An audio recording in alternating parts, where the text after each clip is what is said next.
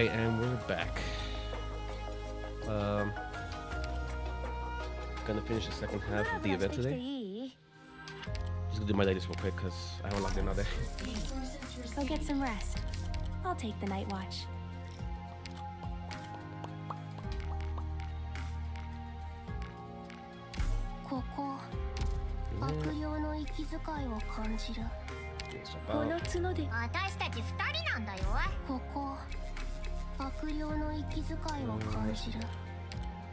Maintaining a dedicated room is a show of respect.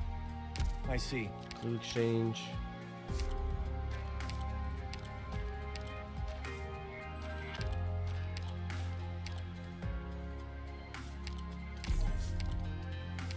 Jesus.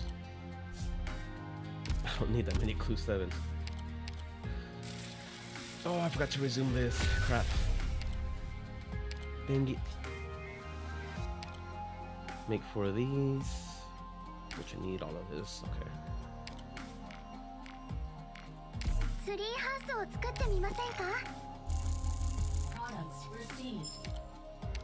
Get that.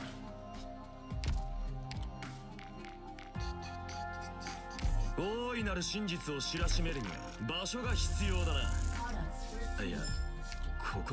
Jesus.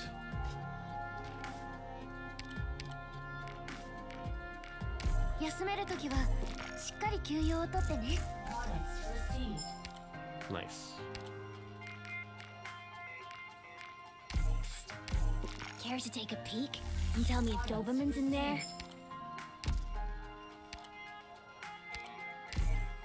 Get that started. Scuttle. 꾸미는 건 요정들에게 맡기고 우리는 이따가 다시 오자.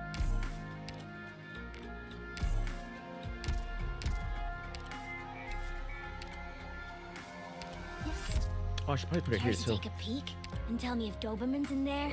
Who's not that?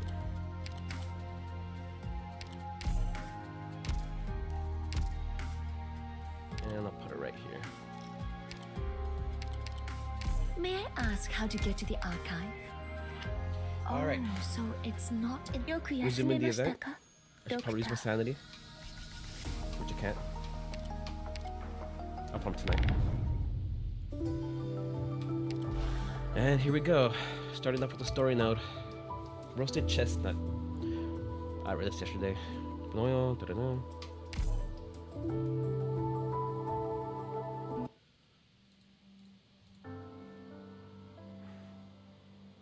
That someone better take over. If father heard that, I'm sure he'll be chewing your head off. Don't joke with me, brother. Of all the siblings, who could compare to you in either knowledge or strength? Once you ascend the throne and move to the Forbidden City, I can leave for the Sky Mirror Pavilion with peace of mind. I'll set up shop as a scribe and look after all of Yan's ancient records. In a way, I'll also take some weight off your shoulders. Brother, no more hesitating. At this point, only you can convince father. The Grand Preceptor. No, all 3 Grand Ministers support this move. Even in the face of the officers of Yan's citizens, public opinion will still bear out. Oh, brother, this is the right thing to do. You can't pull out now. I'll stand with you. Why me? Why did it have to be me? Our youngest brother died because of you. They all died because of you. You shove it all on me. Make me take the blame alone. Deal with the whole worrying mess alone. And you just leave like nothing happened? Yan Wu. Never return again.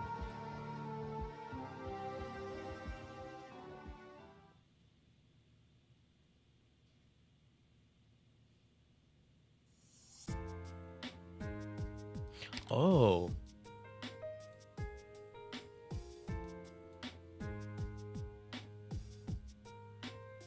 Huh. Okay. Look how idle you are. All the mid-autumn festivities of Lugman, and you don't plan to attend a single one. Should I? Who wants to see my wrinkly mug on their TV anyway?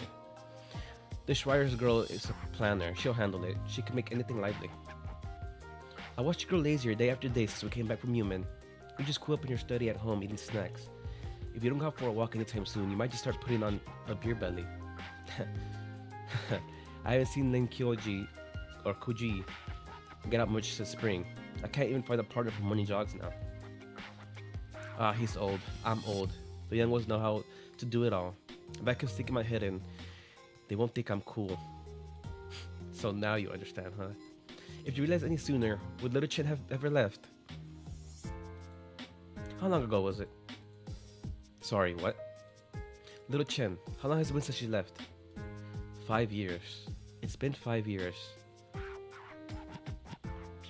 We don't even know what she's going through out there, or how her disease is. I know she was at Human when I was there. She's doing fine. Her sportsmanship's progressed, so she's fine, I suppose. So you just watched her leave again? She doesn't want to see me, and she doesn't want to come back. I can't force her. You know, if Chen really masters her sword technique, I wonder if... See, that would have been a really cool Chen altar. Like an actual Chen altar. Instead of the beach outfit. Because eventually she'll probably master the sword. But like... I don't think they'll do a second altar, would they? Don't worry, her past is longer than ours. Lord Wei, a letter to you. That they made you deliver personally. It's from the capital. The sender? His Majesty's Imperial Guard. Did he have any message aside from the letter? The Trulang invites Lord Wei to the capital for the Feast of 100 Delicacies and for a moon viewing together. Leave the letter on my desk. You're dismissed for now. If we may ask what Lord Wei intends, I have my own plans. None of you need to worry. Lord Wei, we volunteer to escort you to the capital. I said you were dismissed.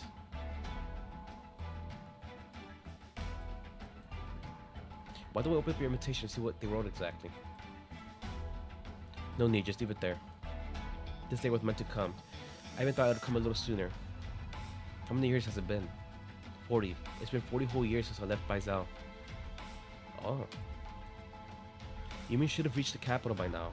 I suppose my brother is settling all his old debts in one clean go. A clean slate in time for autumn. A fine autumn at that. You could choose not to go.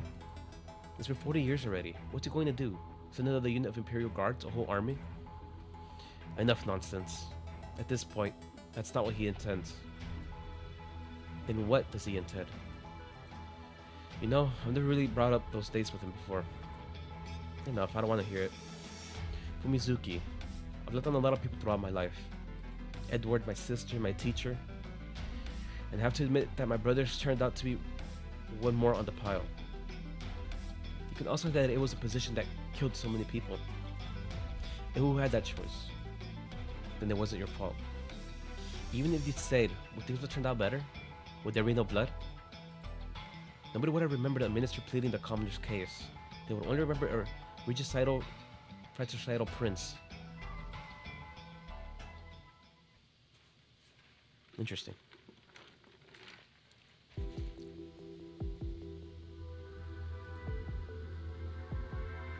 If you have questions, ask. I'm in a hurry. Mind your attitude. You're authorized to see your radical suspect in our crime scene. But seeing as you're a co-worker, I'll spare you the interrogation room. I told you, I saw the culprit on the scene. I just miscalculated and failed to arrest him. Calm down. Are you going to physically vent on me just because you didn't catch the one who did it? I'd have to match your strength first. Good, you're still somewhat sober. In light of the years we spent together in the judicial, then, can you tell me, this afternoon, why were you at Dingfeng Lo, at the scene of the crime? Under investigation. In the windows of the Feast of 100 Delicacies, we've had the scrollery be burned, then 2 fires at Dingfeng Lo. Don't you think the stupid cases will be connected somehow? So you're saying you knew beforehand that someone would set fire to Dingfeng Lo today, and thus you were lying and wait for them? I was just there following up a lead. Just there following up a lead. Do you need me to list off every action you've taken the last few days? You've been tailing me? I don't have that sort of free time, but I have ways of knowing these things, naturally. Let me ask once more. Who were you meeting at Dingfeng Lo today? I fear I'm not the only one working on this lie. Explain? For your information, you never told me the Ministry of Rights' files on Gu Xuan were forged, and that he was sent to death row before leaving Baizhao. As a minister, you must have known these things. These are all clearly key points of evidence. Why were they nowhere to be found in the Judicial Review's office archives? And why would you cover up? So this is the lead on the scroll of your file you've been toiling over the last few days. How did you find any of this out? It's none of your concern how I found out. There's a piece of advice I gave to Yu Cheng in the past, and I will give it to you now. Some past affairs are learned of, some are not learned of. In both cases, there are reasons why. Some things are best left forgotten by all. I never imagined I'd hear those words coming from a minister. You may consider me a schemer all you like. A minister mainly booted over from the Ministry of Justice. But I know exactly what I'm saying. And I know that regardless of the thousands of reasons you might have, the truth is still and merely the truth, not anyone's tool to broaden the divide. There will always be someone who remembers the truth and the meaning behind it. For example, that girl shut in the next room, whom we took every pain to secretly bring back to Baizhao all the way from Victoria. Yes, I did uncover that Gu Xuan had a daughter in Victoria. She too can provide vital testimony to the Gu Xuan case. Ning Xingyan, when will you stop playing dumb? You've already found out that the Gu Xuan files are fake. You know Yu Cheng is on the trail of that very case. So I'm guessing you've also found out about the child who the Imperial Guard brought back 40 years ago, who they recorded in the files and seized. You have your suspicions as to the truth of this case, correct? Was that girl you brought back here born in Victoria or born in Baizhao? You know full well. You clearly long suspected her identity, and still, you decided to bring her back. Were you that confident you could pull this off without a hitch? Or was it in that pursuit of the truth, you didn't even care if she lived or died? You're threatening me. You think I'm joking? Ning Xingyan's gaze fixes tight on the minister's notes. She doesn't even notice how her own attire is soaked through in cold sweat. But in the next instant, with a bizarre warping of light, the paper in her hand vanishes. But back on topic, that's not what I care about. At least right now, it's not what I care about most. I've told you, past affairs are never as important as present. So what are these present affairs of yours? You know that Yongmin is less than 100 li from Baizhao right now. For 3 months, Baizhao has been preparing to split up and move. And how does this relate to the Gu Xuan case? Should you keep investigating the case, then there will only be one person in all of Yan who could give you your answers. Xinxian, take one step out of this door, and that can no longer protect you, let alone her.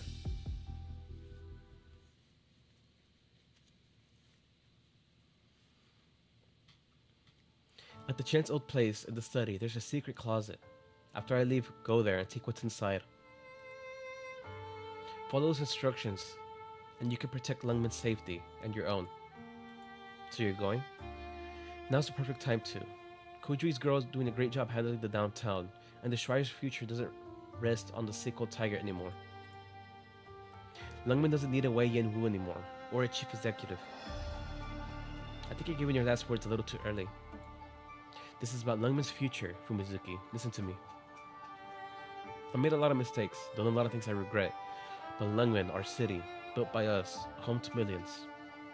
Lungman must stay. Then you stay too and take care of it. Youngsters can handle it all, but it still needs some oldies to look after it. You see this letter too. How am I meant to ignore this? So once again you just roll over and die. Just like last time you paid with your life. Is that how you're envisioning it? Does that make anything even? It's different this time. There's no one standing on the other side. I'm just facing my own depth.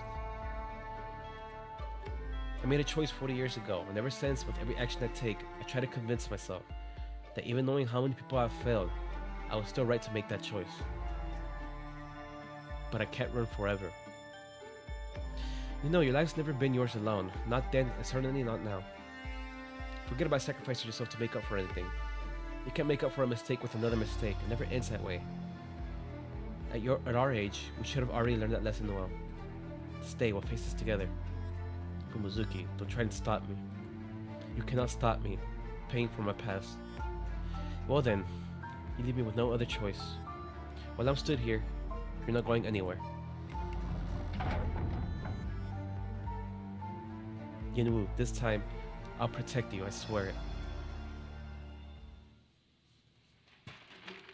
Wife.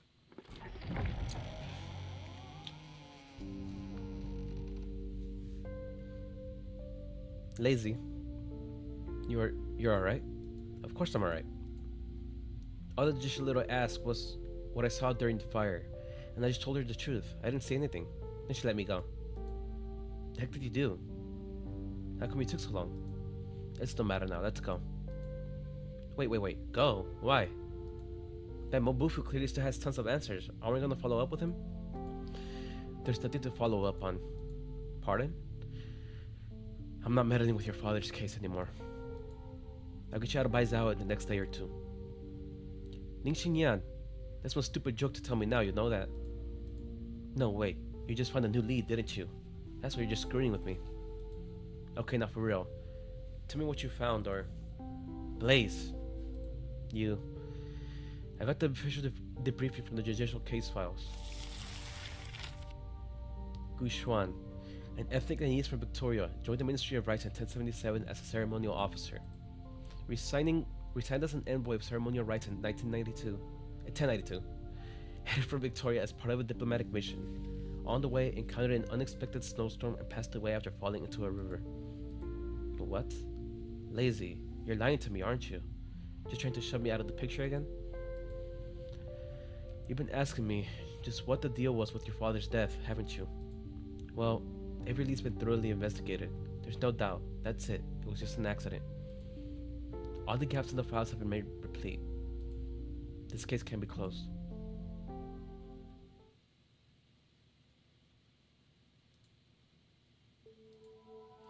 It creeps to mid-autumn. The night sky is moonless.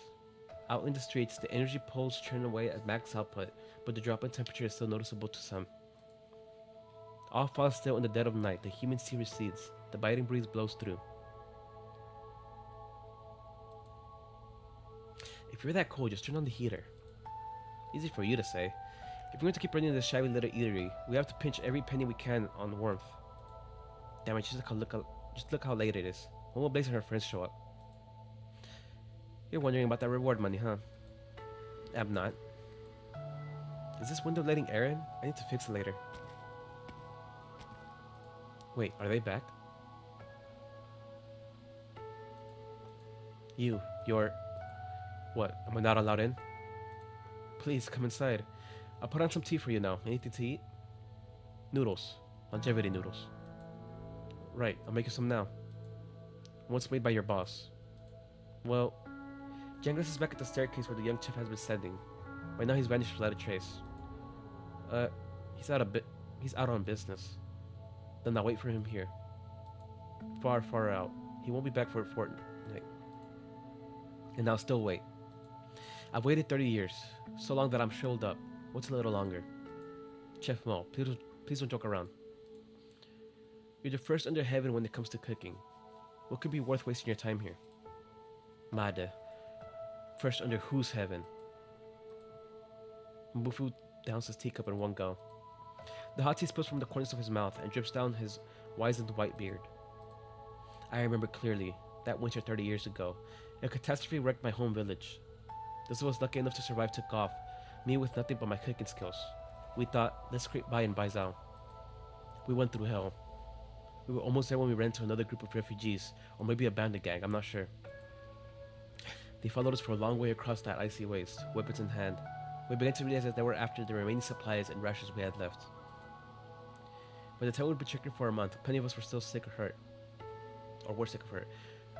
We had barely scraps left to eat, far from enough for both sides to cross that wasteland. There was no escape, so we decided we might as well risk it all with them.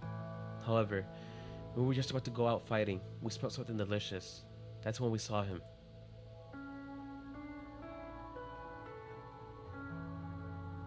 Ooh.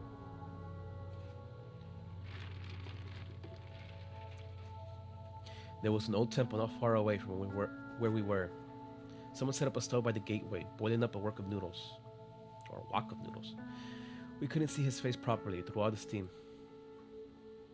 We had no clue why someone would be making noodles there, but we were past the point of wondering, of asking, even of fighting. That wonderful smell and those piping hot noodles drew us all near the wok, and we waited around him quietly. Never before had I eaten something so delicious. The moment those noodles entered my mouth, I felt like my tongue had been numb for decades, only to spring back to life right then and there. All along, I never knew that a meal could taste so arresting, so absorbing. It felt like a flavor beyond us humans. By the time I finished my noodles and looked up from my bowl, he was gone.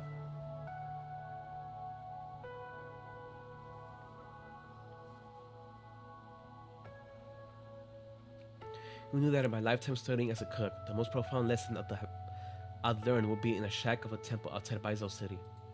From then on, I apprenticed all over so that one day I might make a bowl of noodles like those. But I couldn't. In the end, I just can't. You know, what if you're misremembering? I mean, look, you were starving at the time. Maybe that's why you found that bowl of noodles so tasty. Do you not trust my tongue? 30 years a bowl of noodles has been burned into my mind. 30 years I've been searching for it. If whoever was is still in Baizel, he must be over 50 by now. I searched all over the city. The well-known tea maker in the north, nothing. The guy who made the best pastries in the south, still nothing. I searched and searched until my fellow oldies and cookie retired, and only I was left. I was on the verge of giving up. But today, once more, I tasted it. I don't know why. Her cooking skills were immature, but the noodles she brought forth tasted exactly like it. It was your chef here who taught her those noodles, am I right? How do you know?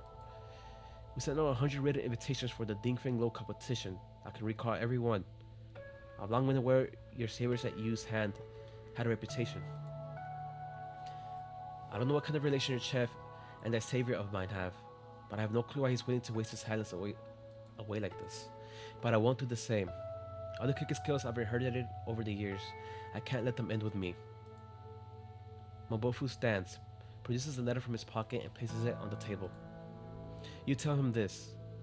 That untrained disciple of his, she passes. Tell her to report to Ding Feng Lu 2 days later before noon. Huh? She just passes? You get good enough business here. Did this doorstep sink again recently?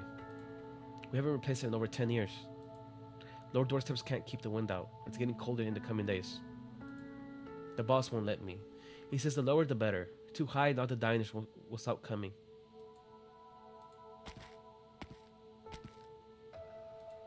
Mbufu steps over that low doorstep and disappears into the thick of night.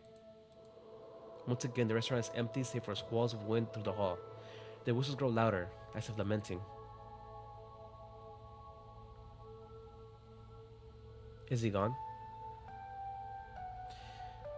You really are. I heard Blaze passed the test. Does that mean the prize money? Forget about the prize money.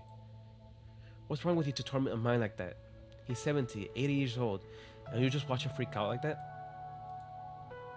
He just can't find an apprentice to fit him, right? What's to worry about? Look at me. I never worry about things like that. Put yourself in his shoes. He spent a lifetime honing his craft, just for it to be lost in a blink. Well, if it's lost, it's lost. Aye. It's his future reputation he cares about right now. It's the title of First Under Heaven he's carrying. It's others' cuisine he's obsessed with. There's no way he can focus on his own craft and improve it at this rate. If he can't make it through this, nobody can help him. Hey yo, Blaze. Blaze is back. Look how late it is. I bet you haven't eaten? I'll go make you something now. Yeah. Congrats. I've got good news for you. You passed the Ding Feng Lu exam. Go split the reward money 30-70 like we agreed. Yeah. You don't care? If you're that good for money, how about leaving your 30% of... Huh? Dingzhu didn't come back with you? Right. Where's Dingzhu? Oh, she dropped in this afternoon while Jiang was out buying ingredients. She left you a note too. Left me a note? You have passed the Ding Feng Lu chef selection. Please fold... Oh, whoops, wrong one. It's this one. What could be so secret she has to leave it in a note for you? She's invited me to her home. Ning Manor?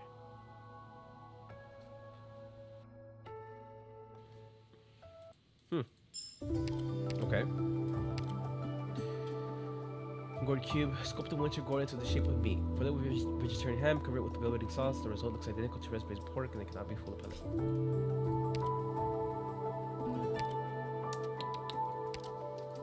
A spot of field research? How wonderful!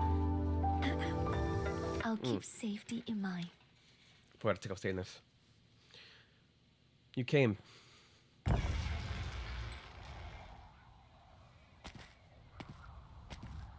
Of course I did.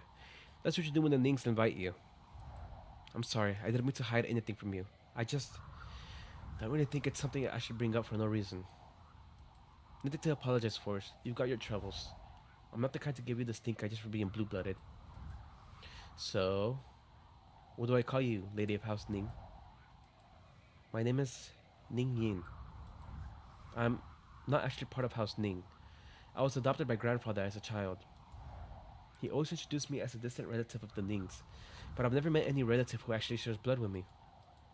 Do you remember what I told you before? Look, I'm pretty bad at comforting people. No, it's okay.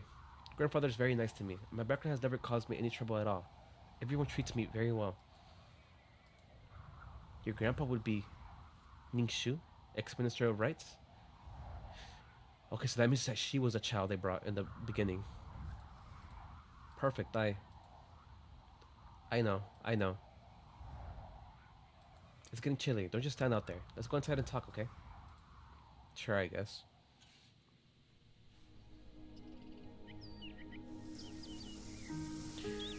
The corridor meanders on, through a rock garden and a bamboo thicket. They meet to the two halves of a lotus pond. A cool breeze brushes through. The autumn waters softly ripple, and in them Blaze's reflection follows behind Ning Yin's as they pace across the bridge. The two pass through a deserted room, packed up belongings, and dead leaves strewn everywhere. The courtyard is messy, I know. Not presentable to guests, at the very least. I apologize. The whole family's moving out of here soon. Grandfather can't take Vaizo's dry climate in his old age. We're planning to move back to the old place in Jingjian.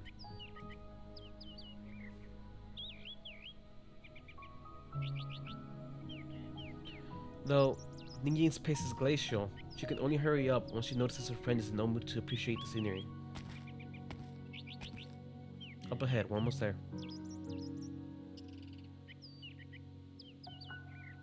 Take a seat. I'll fetch some tea and refreshments from the kitchen. Our house cooks are all on leave, so I can't serve you much more than some cold sides. No need to bother. I can't stick around long. Are things that urgent? Well, alright. Ning softly closes the door. The chirps of fowl outside fade. The room grows heavy with silence. Alright, tell me why you invited me here. I'm sorry. I was going to look for you yesterday, actually, after the fire at Dingping Lu. But I overheard your conversation with the Deputy Minister of Judicial Review Office and Chef Mo. And? Blaze, I might have met your father before. Ooh.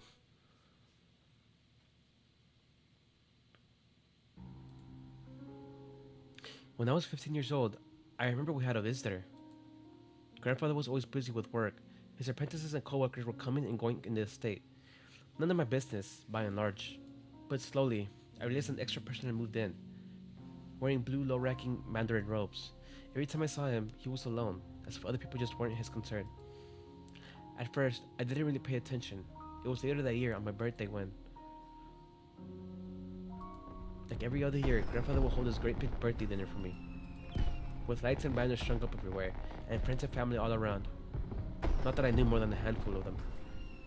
They were chatting the day away, and about what, I had no clue. So eventually I sneaked out of the dinner, and nobody noticed when I did. I wandered around the courtyard for ages, bored out of my mind, then scampered into Grandfather's study on a whim.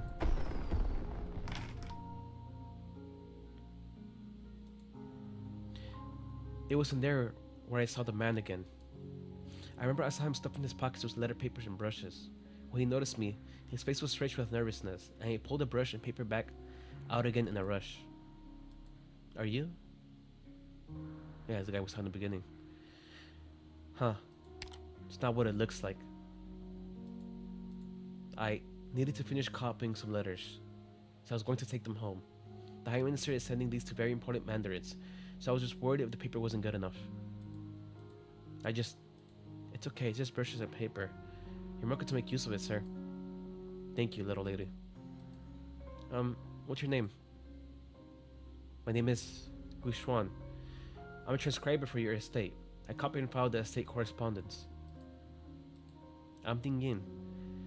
Miss Ning, of course. I know you. Then now we know each other.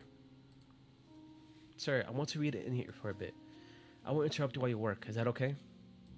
Of course. Feel free, Miss Ning.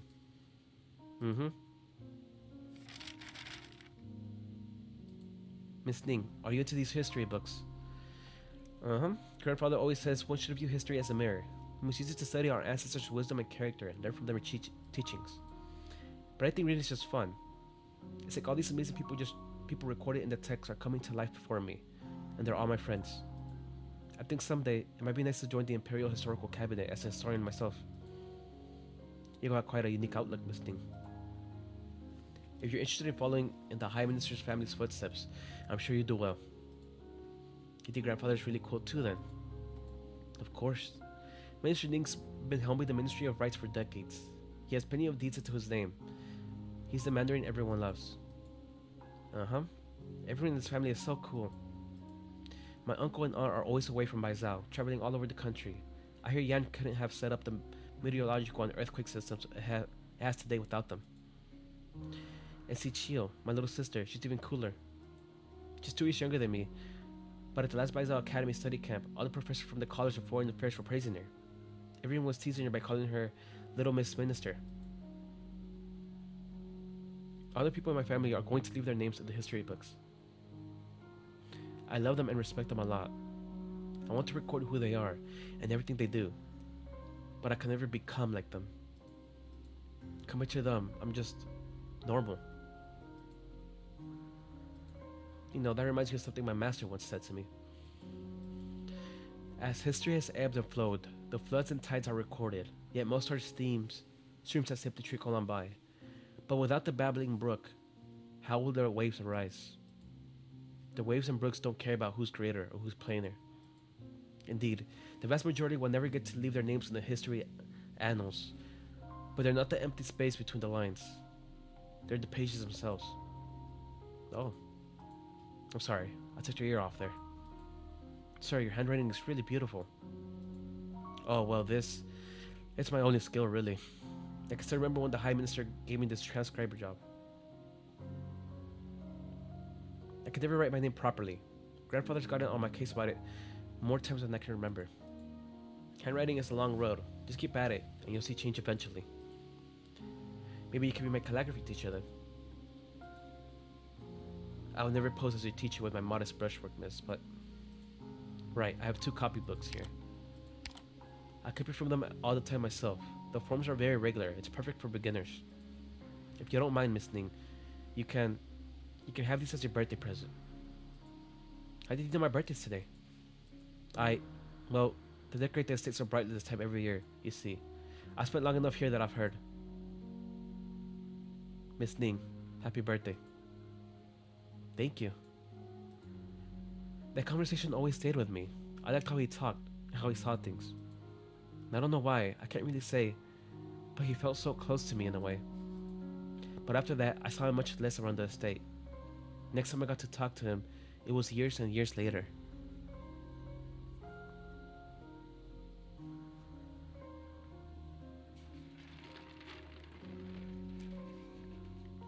Grandfather's cold has lasted for a month by now, and it's still not getting any better.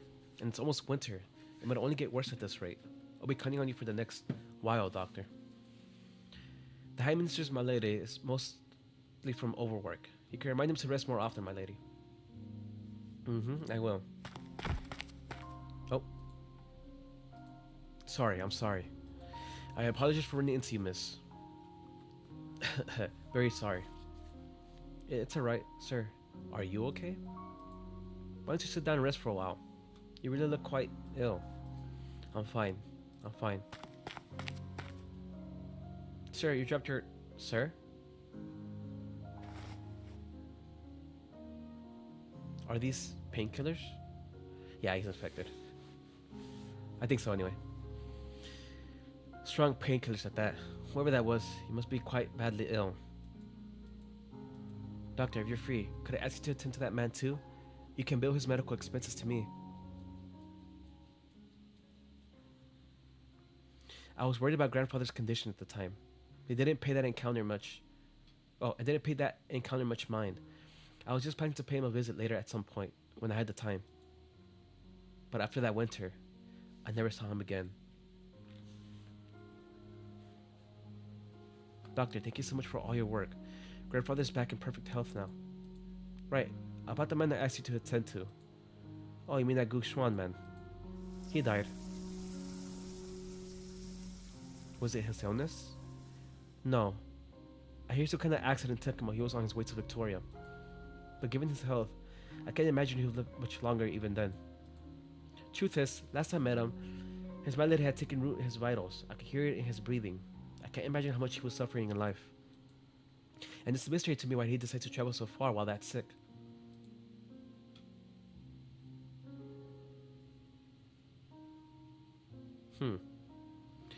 This very room, it was the study Sir Gu Xuan was using. It's been 10 years since he passed. The place has gone through some changes in that time. But this, I couldn't tell you why, but I kept hold of this medicine bottle ever since. Blaze, I really am so sorry. No, my dad was nothing like that. I don't think he was ever that fighting fit, but he was never weak. Whenever I was with him, he always had this light in his eyes. Even now, I'm not sure I understand Sir Gu Xuan, but I know he was a warm, gentle person, I could tell. I blame myself over and over for not being able to do anything more for him. Why are you bothering to tell me all this? I know you suspect that my grandfather was somehow behind your father's passing. At that point, I can only tell you what I know. But you told me all of this just to try and convince me Ningxu is innocent? No. I just wanted to implore you, please find out the truth. Whether for Sir Gu Xuan's sake or for the sake of the truth itself. Whatever that truth even is. Are you? You don't have to tell me twice. I am gonna get to the bottom of this.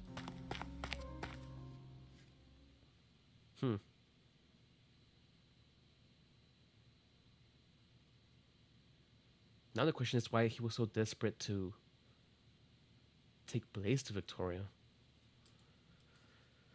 What first struck Lin Xingxian about the Judicial Review Office was a solemn hush. The first time she ever set foot through this courtroom's door, all noise promptly vanished behind her. She remembers Yu Cheng telling her why it was designed so. Silence begets peace. Peace begets thought. Thought begets results. Shouldn't the Judicial Review Office be drowning in work top to bottom? And then you've got the office all to yourself, Deputy Minister Lin. Ji Zhen, what are you here for? Consulate routine investigation. There are some issues we'd like to consult you on regarding the Yu Cheng case. Consultation or investigation? Which is it? Deputy Minister Lin, after working together for years, I implicitly trust you on a personal level. But the Department of Discipline and Supervision has a lot riding on this case. We have to go through the motions, Lin, if you'll pardon me. Just ask what you need to. Name? Ling Xinyan. Gender? Female. Let's skip the basic info for now. For the next few questions, you don't need to elaborate on your answers. Just respond yes or no. Are you grilling me? Everything said from here on will be recorded. I'm wondering what you say could fly against you. If you have no further questions, let's begin. Deputy Minister Lin, you passed the Yanxi Beru's assessment in childhood and were exceptionally admitted per your outstanding grades and followed the esteemed Science Count in learning your Lei Fa. After graduating from the Tianxi Barus, you chose to join the Judicial Review Office and soon accompanied then Deputy Minister Yu Cheng in investigations all across the realm. In just a year, from Registrar, you rose several ranks to become the youngest Deputy Minister in the history of Yan. Is this background as stated true? Yes. In your third month with the Judicial Review Office as registrar, you handed in a whistleblower report to discipline and supervision. It accused the Right Assistant Revenue Minister of embezzlement and extortion, and you recovered 10 million in stolen assets. In your fifth month in Changji, you essentially single-handedly shone light on the local academy's examination fraud. Over 100 mandarins were implicated in this, the highest of which was second rank. All were eventually rounded up.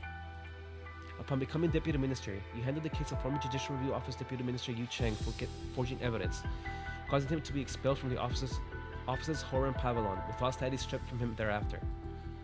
Are these case histories as stated true? Yes. With an academic background like this, surely everyone lauds you as a young up-and-comer blessed to the gills with talent.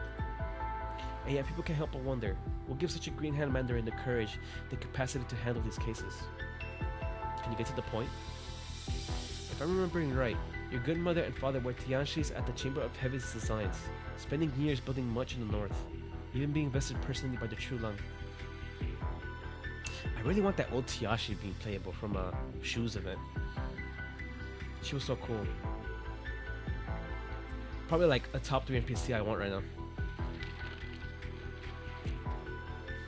The Lin family's a well-bred one. Many Tianshi's giants in this line. And on top of that, rumor has it they're quite closely knit with the Lord Exorcist's household. As for the Sinistrom count, I think even the rank fails to sufficiently capture your Shifu's importance to Garrett Yan. Are these relationships as stated true? Ji Zhen, what are you doing?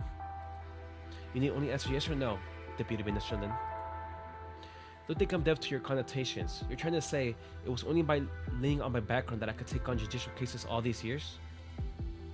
I certainly didn't say that at any point. Having known each other for years, I will never doubt your integrity. The Lin Xinyan in my mind's eye has always been a pure pursuer of justice. But why, Lin, do you not pursue now? Ji Zhen, just why did you come to see me today?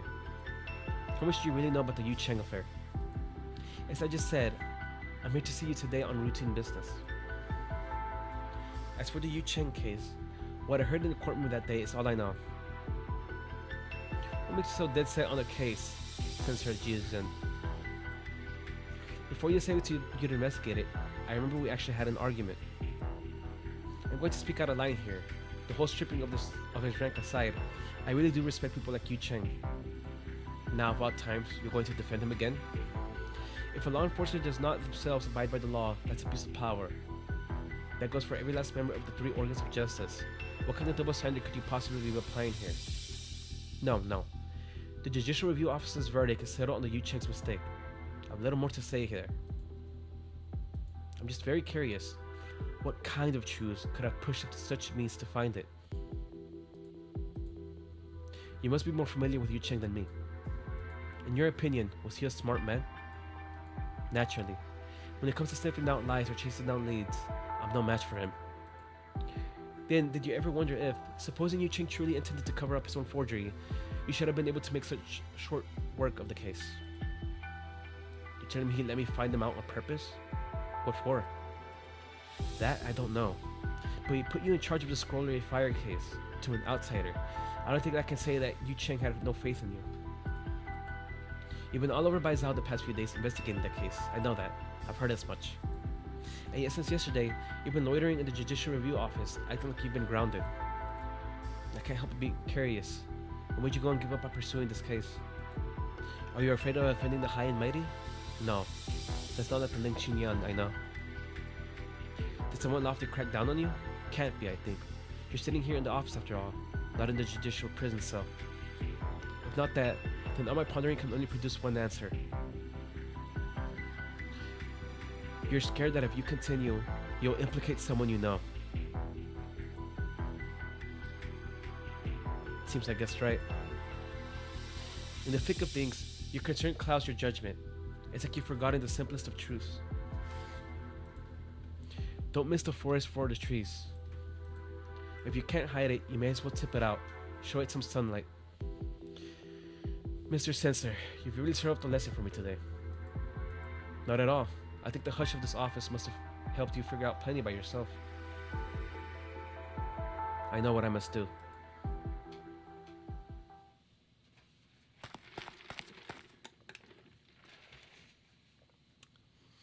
Madam, I went to ask Deputy Mr. Lim if she wanted anything to eat. So I saw she hadn't left the office all day. But she... When did she go missing? I don't know. Nobody's seen her at all.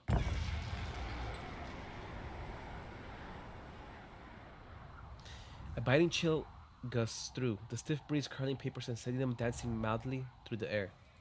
A wide open window clatters against its wall. On the table beneath it, a ceremonial gown lies neatly folded and toppled with a document, pressed down in place by an inkstone. It is Lin Qingyan's written resignation. Oh.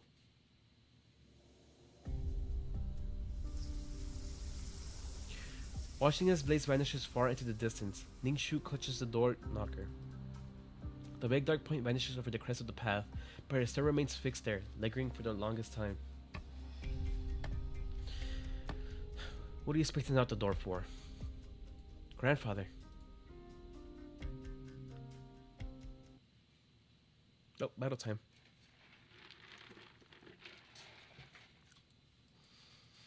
Interesting, very interesting. It's a golden opportunity to gather folk material myself. Is there anything I should take note of? Hell yeah.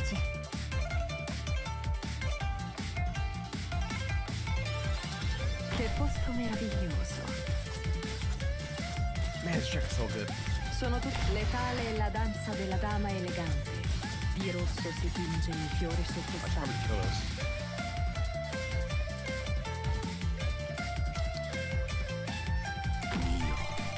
眼前の風景のなんと美しいことよ。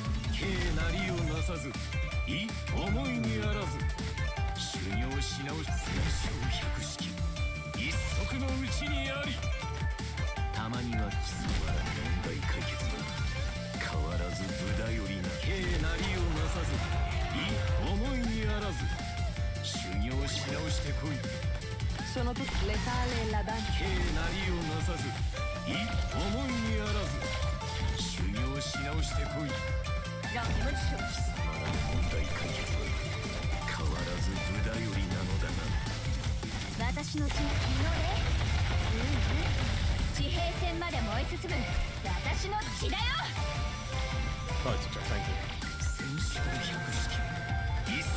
A cotton candy cloud drizzled in this year's sky city. Oh wait, I should use her. A glance is That's to make her modular mechanics. Crossing mountains and rivers, night how much of it's chill worth. and snow. Any whisper of my heart. 貴様の問題解決は変わらず無駄よりなのだな。 Of course, in the background.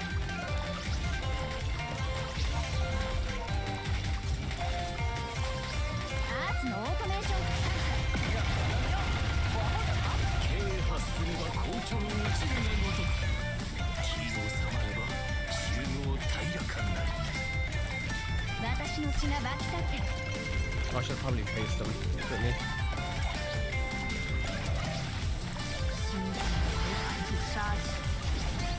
好きに指図してくれ。アーツのオートメーション。天井を乾かさ。コロ。なんだっけ。まあいいや。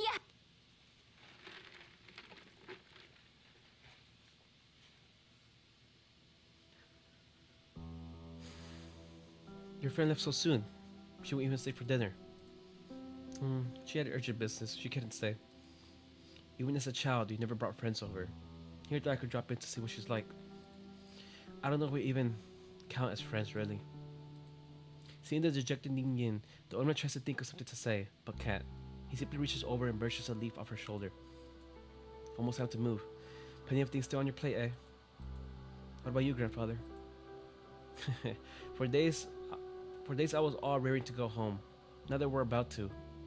I look around at our little garden and think, oh, if only I could stay.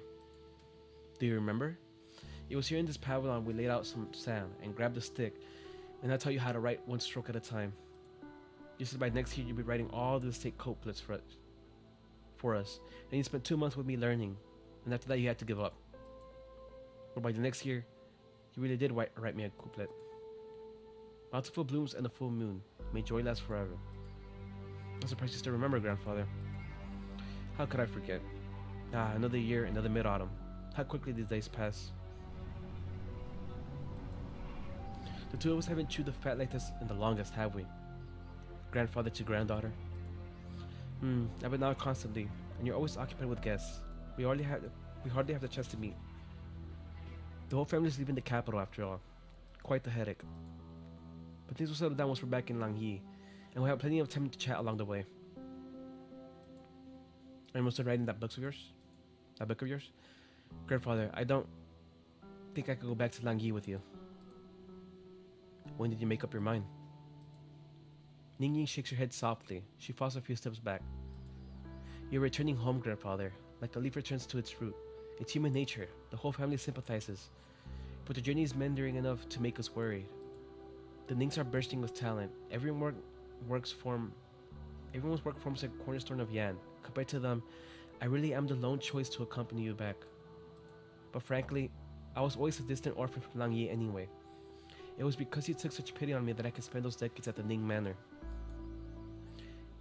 If I go now to Langyi, I'll go out to where my long-gone parents once lived. That was your thinking when you asked to accompany me home? Grandfather, that was my thinking. It all seemed to fall into place. I almost managed to convince myself. But I spent the last few days on a farewell tour of sorts around Baizel's streets, so I could finish up Baizel's cuisine and food culture somehow. And I realized all my memories are of the city. I can clearly recall that one year we planted that parmesan tree in the courtyard, and when its fruits make for the best wine. And every restaurant of every road and alley, and what their chefs are like, and how many different ways you can cook each dish. All of a sudden, it hit me that this very city, more so than the Ning Manor, feels like my home. That's on me. That's on me for not asking how you feel. I've been nothing but me this whole time. Grandfather, you're my one and only family. You've always been since I was little. I really did want to go back with you at first, but the reason I'm set on staying in Baizel now is you as well, grandfather. Is it? Mm-hmm. When I first went to the Imperial Historical Cabinet to compile annals, there was one thing I could never puzzle out. At some specific point in Yan's millennia of history, out of nowhere, the written word proliferated and education became for all. Even the earliest of the tablets we were studying only went back to that period. So I thought, in that period, someone must have pushed for those changes. But I flipped through practically all the material we had and I couldn't find a single clue. I had a strange feeling that, there in Yan's history, one person seemed to be missing. Then one day, I met someone strange at the Go Club and told me a story of that person. I thought he was just a yarn-spinning storyteller at first, but as I further researched, I gradually found all his stories to be corroborated. According to him, she was a gentle person who gave her heart and soul, her blood and sweat to the well-being of the people, and she gave too much. But how could someone as good as her fail to leave her name in our annals? It was when I realized that a history book isn't a container, but a sieve. The stories that stay behind are a few and far between. Grandfather, I want to record your story, but when I look back, and it dawns on me that for all the years I've spent with you, I can't even write with any clarity about what kind of person you are. Ningyi finally lifts her head and meets the old man's eyes. She waits for his reply, his answer to her unspoken question. She waited for so long.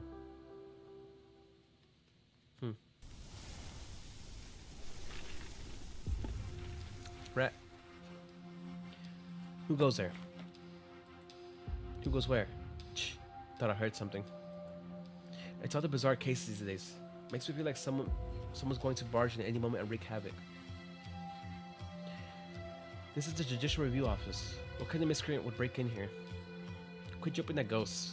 Guard duty's almost over. And then we can clock out and head home.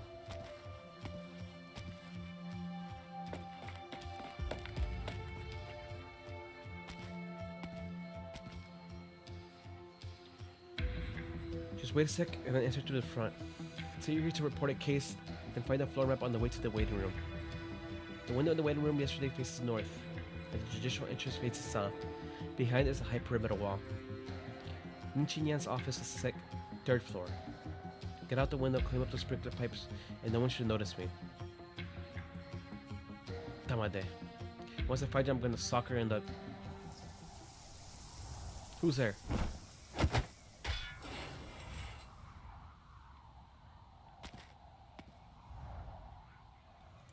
Lynn. Blaze? What are you here for? What am I here for? I'm here to get you back. Where'd your old court uniform go? I resigned. I went back to the restaurant. Couldn't find you. And worried you might be up to something stupid. So thank you for confirming that fear. Now let's find somewhere else to talk.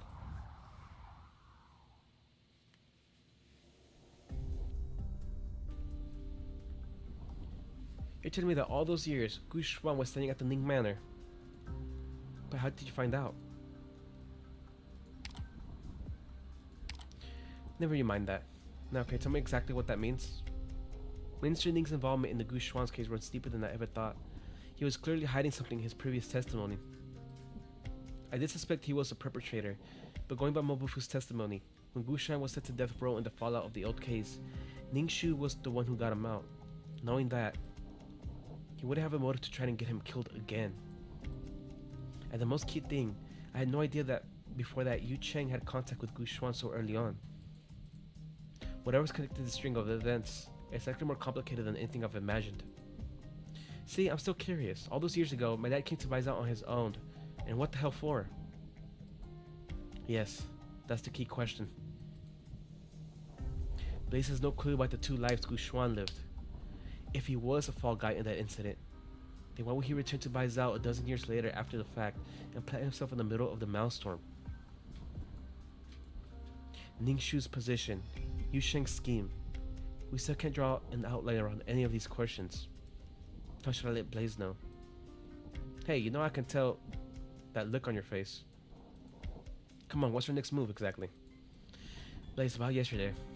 Forget about it. I know you, it's my duty types get the urge to do a little weird stuff now and then. Not my circus, I'm not arguing. Just don't ever tell me any stupid crap like I'm sending you back for your safety again because... You're still trying to ditch me? Please, trust me.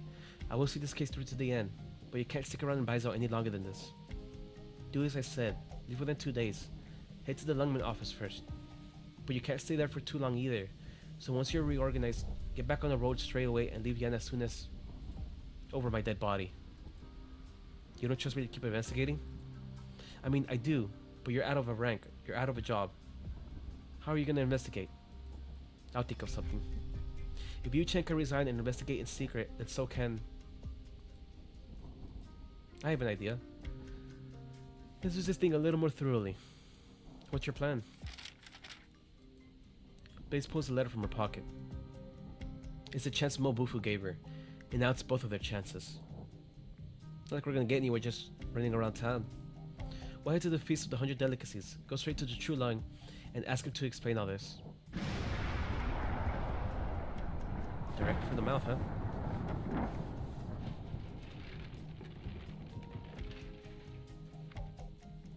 Your Imperial Majesty, the Ministry of Rights has drafted the official list of attendees for the Feast of 100 Delicacies. To mark the occasion, Victoria, Lithuanian, Laterano, and other such nations have sent us their envoys with letters of celebration. For your Imperial Majesty's perusal. Your Imperial Majesty, the Ministry of War and Sea Regulator have finished drawing up joint battle plans. Also for your Imperial Majesty's perusal. Damn, he's sick. The Ministry of Revenue was not consulted on this battle's drain on labor and fiscal resources, nor on the post-war reparations. How are these battle plans drafted? I know you and the Ministry of Revenue are both very busy. The Ministry of War simply went to some small pains working out the manpower, the funding, the ration, and even the Ministry of Engineering's post-war repair expenses. And now you can read together with His Majesty, since we're having an audience and all. Logistics are calculable, but how many of Yan's people will bleed in this war? Is that about you can work out so easily? So the Grand Tutor means to say, if you can't work it out, then no need to try?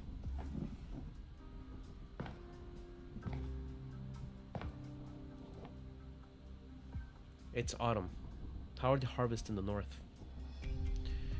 Dahuam has resumed productions ASAP following the disaster. Our harvest this year is more than less on par with previous years. In that case, what about next year? Your Imperial Majesty. Life measured in years, yet the stress feels ancient. We're running out of time. This involves the livelihoods of all Yan's people. I ask your Imperial Majesty to reconsider. Grand Tutor. Our Grand Tutor, the ministries have long discussed everything worth discussing. It's about time we made up our minds. His Majesty's decree is made. We simply await his proclamation at the Feast of 100 Delicacies. It's growing late. It looks to rain. The two of you can leave. May we be excused.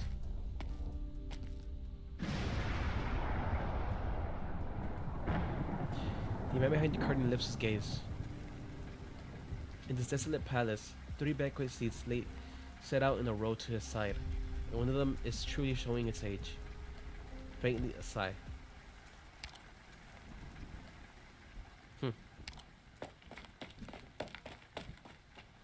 Ayo. Just as ready to come from nowhere, I'm soaked. Autumn juices and cold snaps. We'll be out of fresh vegetables in a few days at this rate. I didn't even get to rustle up this year's winter clothes. Chef, I think we're forced to start our winter pickles now. Get your mess of stuff out of the storehouse as soon as. Chef? Blaze? Clean shoe? Where'd everybody go?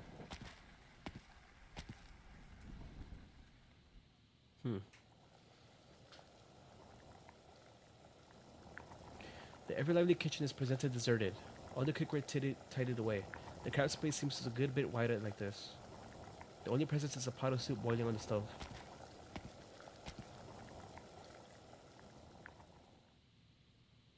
吃得已慢，如北慢饮，还是要戒骄戒躁。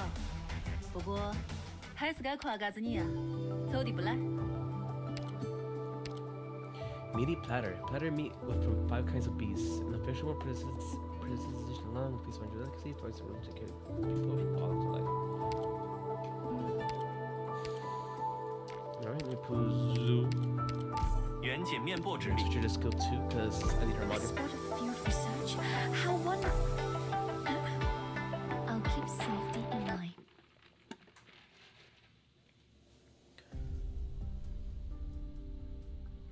Oh hey. You sure are lucky. I'm used at the Judicial Review Office, and you're the first I have seen who has the chance to get out of this damn prison alive. I myself never expected it to turn out this way. Huh. That's what's wrong with all of you clerical types. Always living for the day, never thinking about the consequences. All that time spent researching, all those years of blood, sweat, and tears, all for a dish at the feast, and one very angry lung. You caused quite the ruckus and ended up in here. Are you happy? It is as you say. But my deeds were loyal and just. This I know. My conscience is clear. Those who peer into fin ponds to find omens will see omens. So what comes next in your plans? The order to transfer has already been issued. I'll be joining the diplomatic mission to Victoria in 3 days. After all that happened, I can no longer stay in Baizal. These arrangements are the fruit of Minister Ning's efforts. Victoria? How are you supposed to get to Victoria with a body like yours? To be favored with a party, that's all I need to ask for. Besides, I can consider going to Victoria, returning home. Can you really? I remember you saying your wife and child already passed away, no? Yes, it has been many years since that day. Even if I did believe you, do you think other people will? If you can remember things that happened back then, so can others. Do you know how many eyes will be watching you when you return? What am I to do? Please, speak plainly. Lend me your life, my friend. That unvarnished truth you crave, I will give it to you.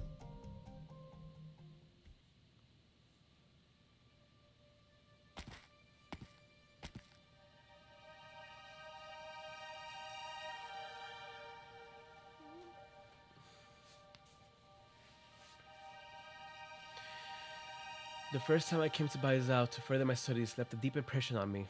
Skyscrapers that blotted out the heavens, an unending sea of brilliant lights. And in the center of all those lights was the Forbidden City. 1,000 feet it tethered, its lofty heights seen from the ground. My teacher said this was where every policy was decided, where every decree was handed down, each one affecting the lives of untold commoners, a duty heavier than mountains. And thus it is here that every student can put to use all they have learned, to serve the lands and the people. But when I stood here, in the flesh, facing that palace of edifice and high walls, I felt a chill step away my breath.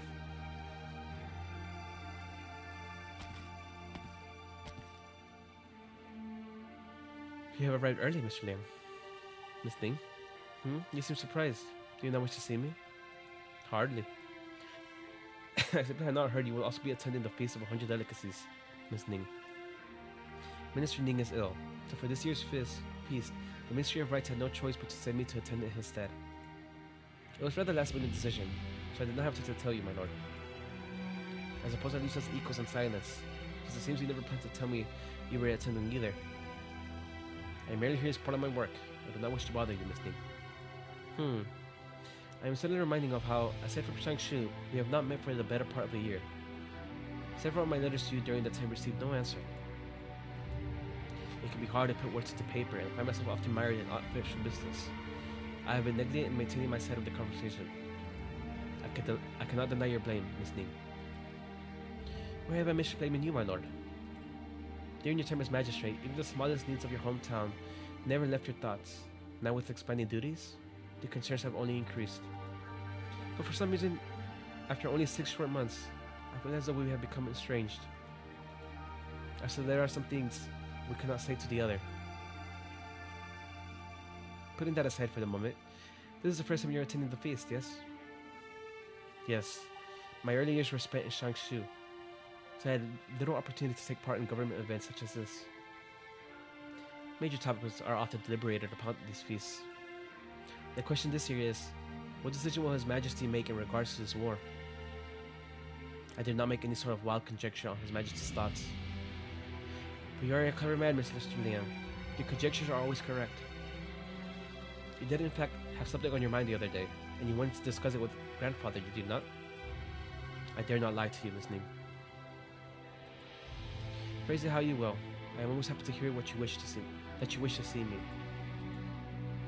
But I am afraid that for you, I have never been someone to be trusted, or to entrust things with. I believe there may be a misunderstanding, Miss Ning. I do not mean to blame you. Who among us did not detest the murky secrets of bureaucracy when these red robes were first draped over us? But now, we must navigate all this wheeling and dealing, like it or not. I may not be close to the center of the court, but there's one thing even I know. It is difficult to speak the truth, and even more difficult to make others believe you are speaking the truth. Once you enter the palace walls, the word sincerity means less than nothing. But all I have ever shown you is sincerity, Miss Ning. No matter what may come, I have always hoped you would remember. We should take our seats now, Mr. Liang. Let us head inside.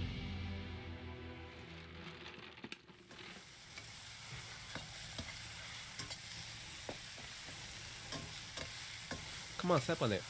Check over your ingredients one last time when you're done. The guests have already seated. We need to start serving as soon as the order comes in. Inspect all your ingredients. Check on the stews and soups while you're at it. The bliss upon stove number 90. I don't know how, but the color seems to be a bit off. What? How many times did I say to cook the ingredients into finger width cubes? No more, no less. And it's supposed to be on fire for 20 hours. No breaks. Someone must have screwed something up. Alright, move aside. I'll come have a look. Oh, hey. Hey, over here. Why are you still wearing those clothes? Scared people won't notice you or something? Formal dress for formal occasions. I had kept these clothes at home just in case. But this is the kitchen. Don't you have anything more suitable to put on? No. Hey. Is disguising yourself not something natural for judicial officers? What nonsense are you talking about? Deputy Minister at the Judicial Review Office is not some undercover ghost. No, I have found myself sneaking around a lot lately for some reason. Alright, enough muttering. Change it to these clothes. You follow the army of waiters into the banquet area as they're serving up the dishes. They change back into your fancy robe when you can. Fine. Ha, this kind of infiltration really does make me a little nervous. You said you were going to stand up to see the jester restored. So if you make the Chulung mad, is he just going to arrest you right away, or is he going to... There's a tradition of remonstration during the Feast of 100 Delicacies. Besides, we're just going to request a reopening of an old case due to inconclusive evidence. Why would the Chulung be mad at me? Although there is one thing, which is, have you ever thought about what if the truth we managed to dig up on this case turned out to be the complete opposite of what we thought? What if you found out everything around you was one big lie? What are you talking about? Didn't we all do all this to get the truth in the first place? If it's a lie, we'll smash it to pieces. Why the hesitation? We've come this far already. What choice do we even have here? Okay, Blaze, I think your father, he was likely a good man. Huh? Why this all of a sudden? Promise me this. If something unexpected happens, you must take care of yourself. Shh, someone's coming. Hide. Under the stove.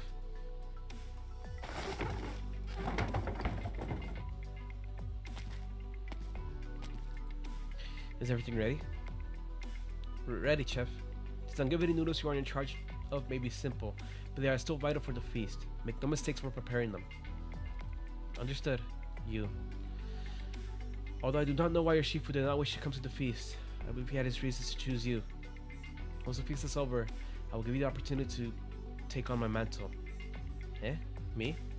Not happy to hear that? There's a lot of chefs who would pitch themselves awake if they were told they were going to be your apprentice. But I don't understand. Why are you entrusting all the skills you've learned your entire life to only one person? Nonsense. Do you know just how many examinations I think Feng Lu head chef puts their prospective students through before they choose an apprentice?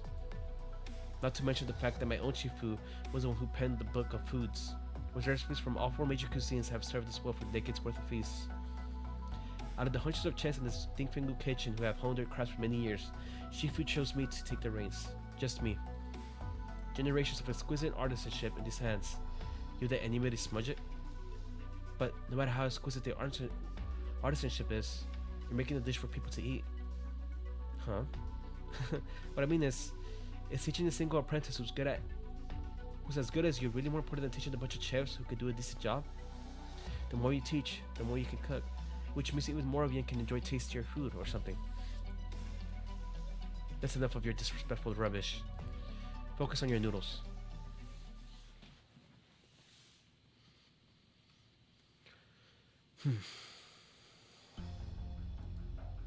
Have the preparations been made? Yumin has entered the highest state of alert, and the city defenses are all in position. The citizens have been evacuated, leaving 20,000 soldiers and 3,000 Tianshis able to take the field at any time. They await your orders. Okay. Let us see if the moon's wax or wane in our favor tonight. General, the Grand Commander's messenger has arrived. At this hour? Where's the message then? He didn't have one. All he had to deliver was a box of mooncakes. He said the Grand Commander had only one thing to say to you, General. Eat them while they're hot. Don't let them get cold.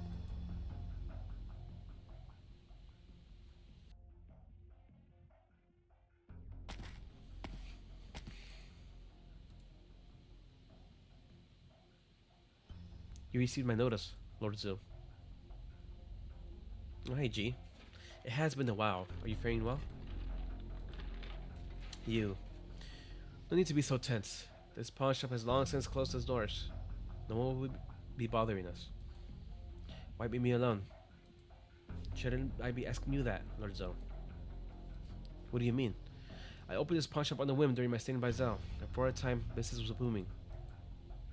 Every day would see customers bring in all sorts of curios, scrolls, precious baubles, and odd gemstones. In the end, many of them were taken by my wandering younger brother and placed within his garden. The most curious thing was that all the customers who came by the shop had one thing in common. They were looking for me. You think far too highly of yourself. Well, since you have come to see me, does that not mean you have something to discuss, Lord Zhao? Or perhaps I could ask 1 or 2 more questions plaguing you. All I want to know is, why have you come to Baizhou? If the Comic has decided now is the time to declare war on Yan, all that awaits him is death and destruction. But I'm sure he knows that already.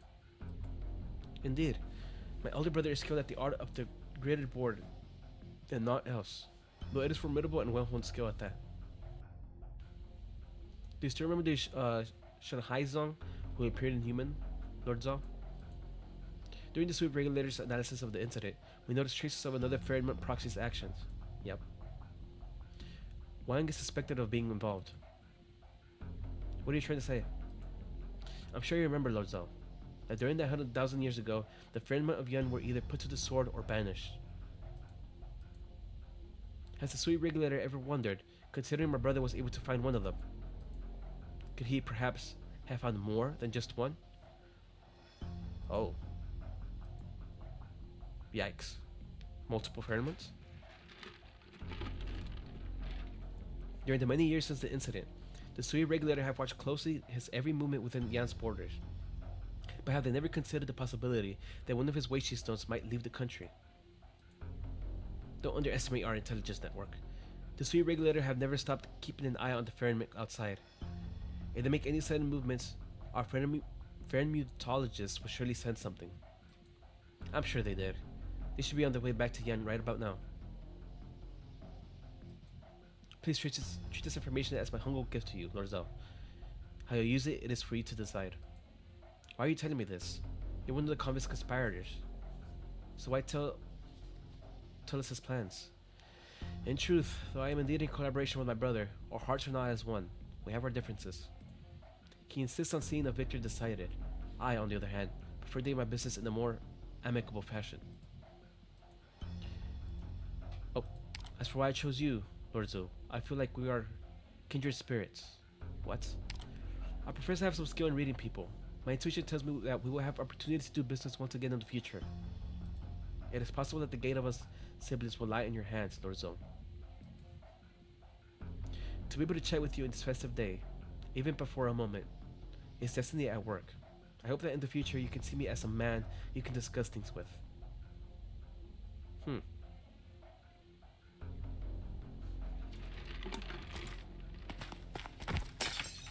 Bruh. Yo. What's wrong? Sorry, my hands just cramped. Couldn't hold it steady.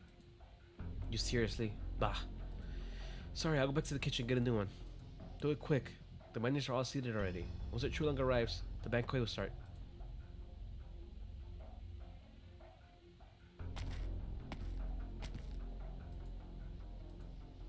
Do you need help, madam?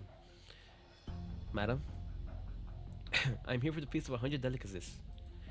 All the miners should have been seated. May I ask why? Forgive me, I was delayed on the road here. I will head in right away. Please wait a moment. Madam, please show your invitation to the feast. Why? Is we sent here not invitation enough?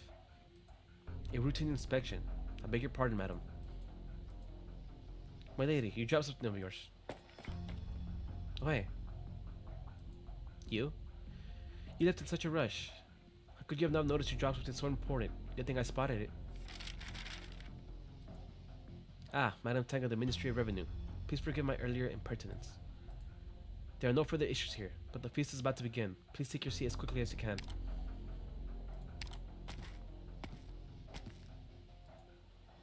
That invitation is a forgery. It will only work that one time. Do take care when you're inside. I knew you. You were the latest at the Ning Manor. I'm also a friend of Blaze. I spotted her name on the chef roster and guessed at your plan. The rest, you will simply have to beg forgiveness from the True Lung after meeting him. But don't you know, if this case is reopened, you'll be ruined. But the one most heavily implicated by this case will be Blaze, no? Didn't you already agree to help her find the truth? What else is there to worry about? Besides, if you really do manage to pull back the curtain on all this, well, that's what I was after in the first place. Thank you.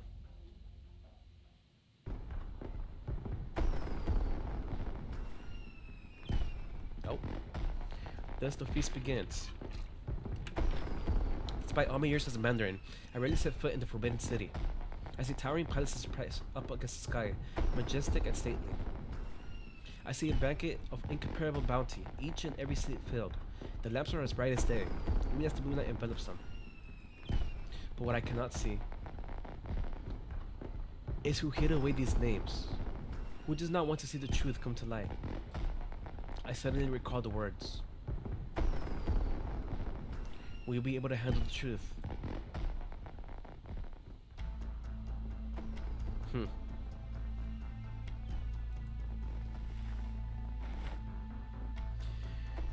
Yu Cheng, what exactly did you see? How strange, the feast has already started. So why has His Imperial Majesty not yet arrived? No need to panic. His Imperial Majesty is busy. Something urgent might have come up. All he can do is wait. I heard he's been ill for a while now. What if it is something to do with that? Shh, stop blabbering.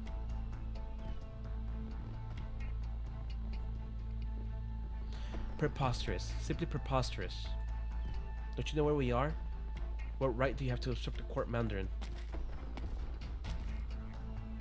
Again, she looks so cool. What's all this noise about? This man says he's Assistant Minister Tang Jian of the Ministry of Revenue. But we've already checked and every seat under the Ministry of Revenue is already accounted for. I am Tang Jian. None of this he says rubbish. Look, do you see this seal in my hand? Whose name is on it?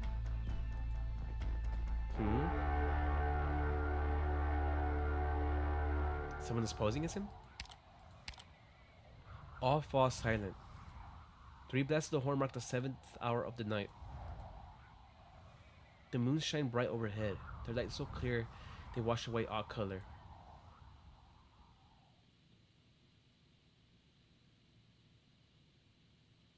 All rise.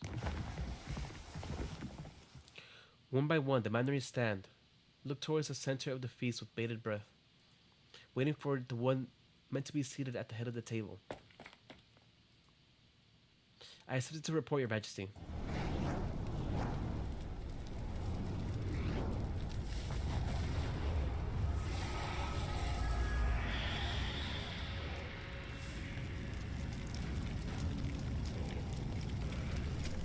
Fire.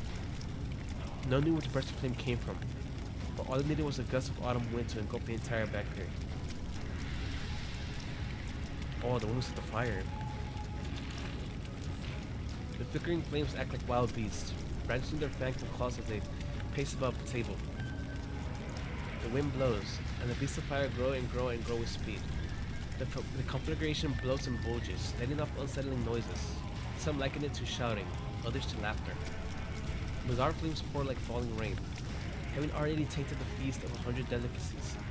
They flit and flicker as they come to the fences of the panicky mandarins. What the? What's going on?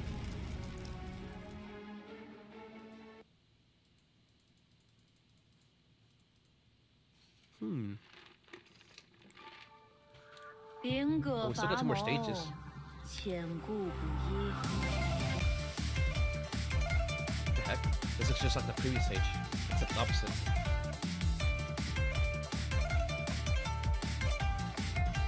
Che posto meraviglioso. Odio e rancore son da scattare.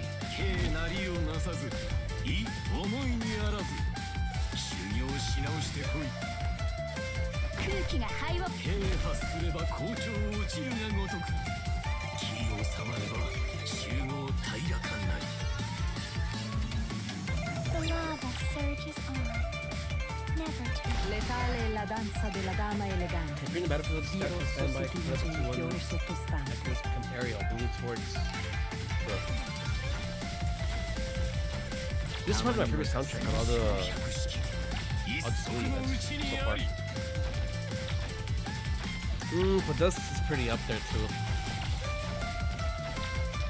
たまには戦勝百式 Letale è la danza della dama elegante. Di rosso si tinge il fiore sottostante. 啓発すれば校長落ちるがごとく気を収まれば集合平らかなり Perlomeno prova a scattare il suo traccio. 天才将是我的好手吧。天空を乾かしたコロ。まあいいや、支障なし。 Sono tutti letale è la danza della dama elegante. Di rosso si tinge il fiore sottostante. たまには体を動かさない私の地球のね。地平線面まで燃え進む。La strada per l'inferno è già abbastanza trafficata. Wait, where are you going? I didn't notice the guy. No. 到了真正的战场，事情可好几次。 Oh, you gotta be kidding me.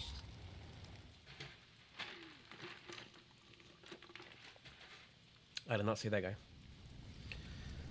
Fire, fire. Assassins, protect His Majesty. Guards, guards.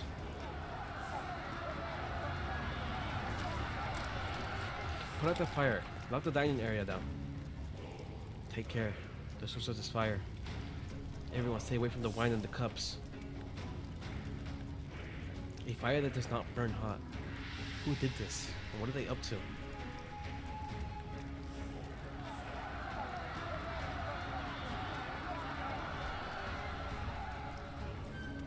Lin Xinyan tries to calm down the panicking crowd, but her voice is quickly drowned out by the shouting and screaming. In the midst of the chaos, she spots a familiar face. Their eyes meet for only a moment, but she's more sure than anything. That person saw her, saw her attempt to cross the line of propriety in front of all. But the target is not her. Blaze.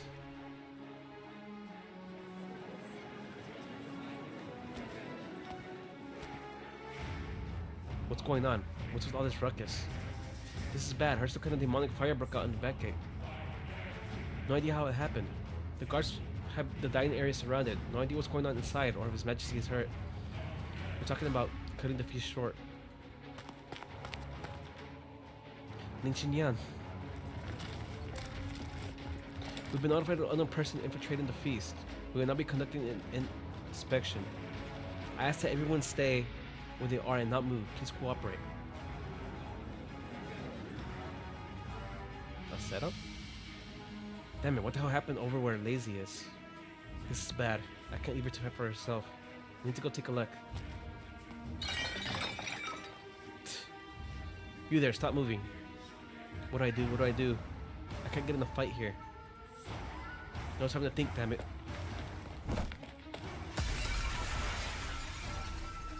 After her. Girl, you need to stop jumping out windows. 1st Battalion, 5th Battalion, seal off the southern entrance. 7th and 9th, close the northern gate. Everyone else, sweep the palace from south to north. If you find anyone suspicious, arrest them immediately. Our intel says there are at least 2 culprits working together to ruin the feast, so take care. How would they have known that? So many guards, what a pain.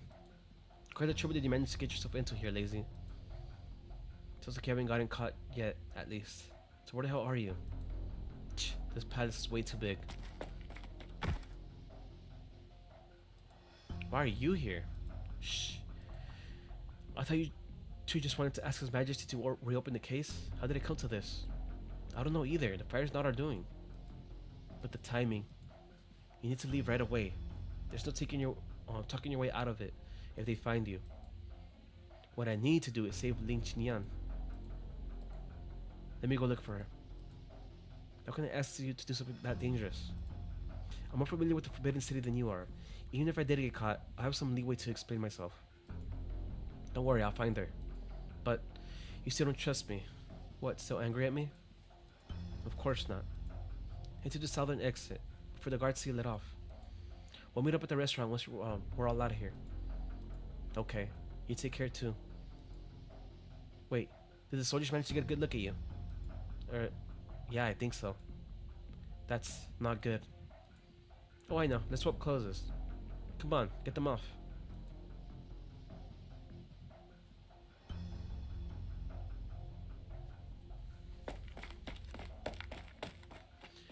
I saw someone running away up ahead, over there.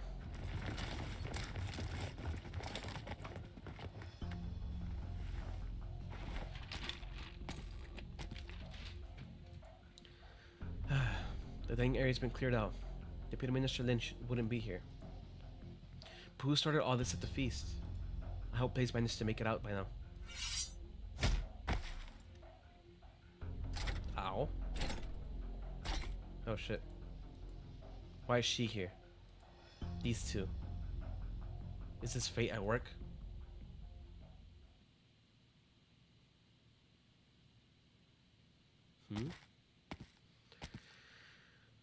Look like it's not too far away now.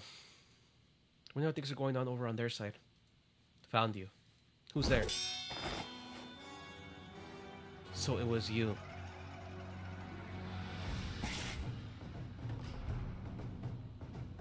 Damn, that's one hell of a sword. You're not dressed like your average soldier. What are you, a general? Save the chatter. So you're the one Ling Xinyan has been hiding behind her back. But why would she bring you to the Forbidden City? So I know it's impolite to barge into someone else's banquet, but would you believe if I said we didn't mean anything bad by it? What I'm trying to say is that this is all a misunderstanding.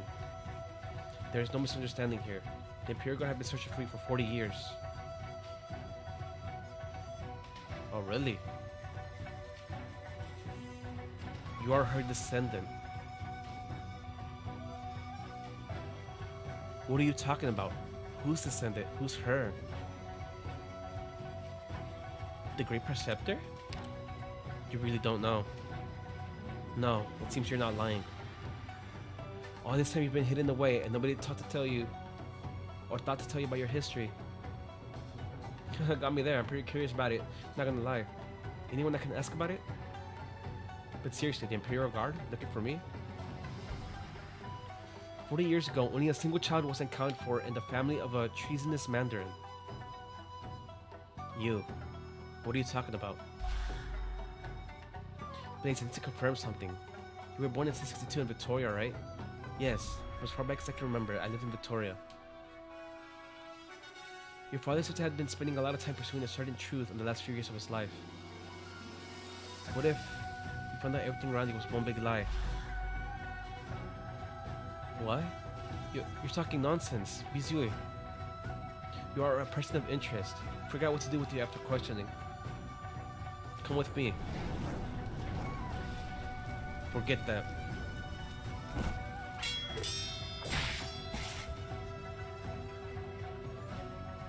God. You're no weakling, it seems. I might not be able to take you in without hurting you. If you don't wish to be harmed, surrender immediately. I'm not in the mood for jokes right now.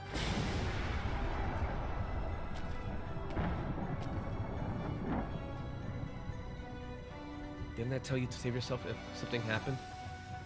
Ling Xinyan. Ling Xinyan sighs and blazes. She understands what has happened, but all she has to offer is silence. She turns and stands in front of Blaze, shielding her. Your deeds at the Judicial Review Office are worthy of my respect, Deputy Minister Lin. And I was kind enough to remind you before.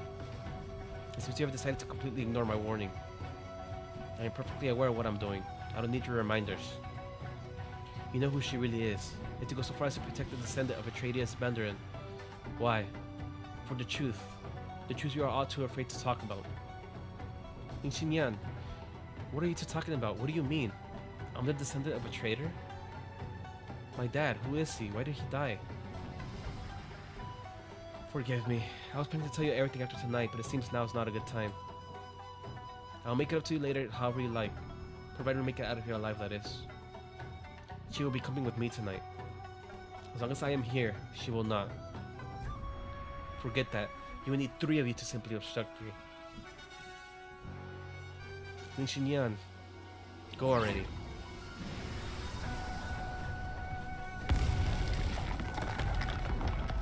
A burst of lightning blasts open a hole in the palace wall. Before the dust has even settled, a someone gentler blast of energy strikes Blaze. She is set flying out of the Forbidden City, falling towards a distant patch of ground. Blaze has done these sort of high altitude leaps countless times before as a form of dynamic entry into the battlefield, or wherever happened to need her. She has never once felt fear. She believed in her own strength, and in her many friends. There was never any confusion in her mind either. She knew who she was. She knew where she must go. She knew what she believed in. There is no point that can hold back her heat, just like how the mist of dawn cannot hide away the sun. What awaits her is no longer solid ground, but an endless abyss. She closes her eyes.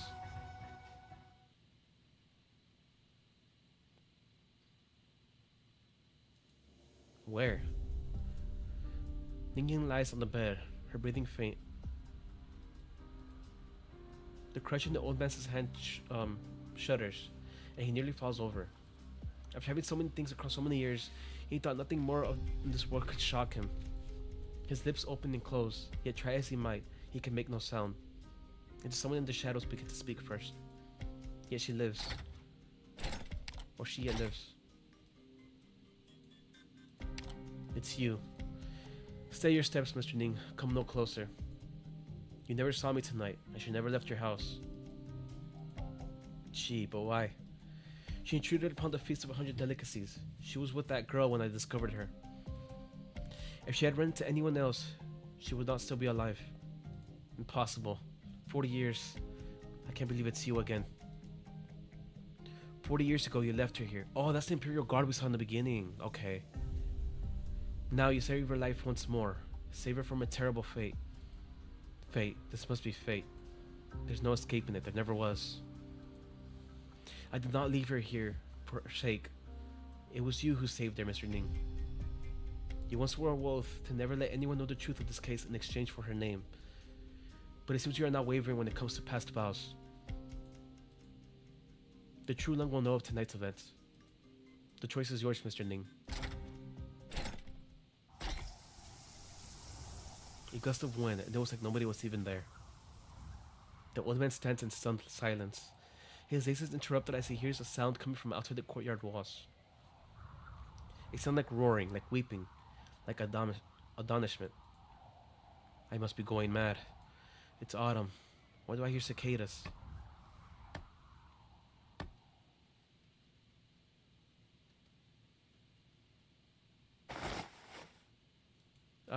Where? How did I get here? Oh, finally awake, I see. I knew you were one tough feline. Look at you. As lively as a fin on the line. Yang was making a fuss about calling a doctor. He was shining so hard he forgot what time it was. How long was I out? Wait, where are they? Ning Xinyan. Did Ning Ning come by here? Seriously, how did I get here?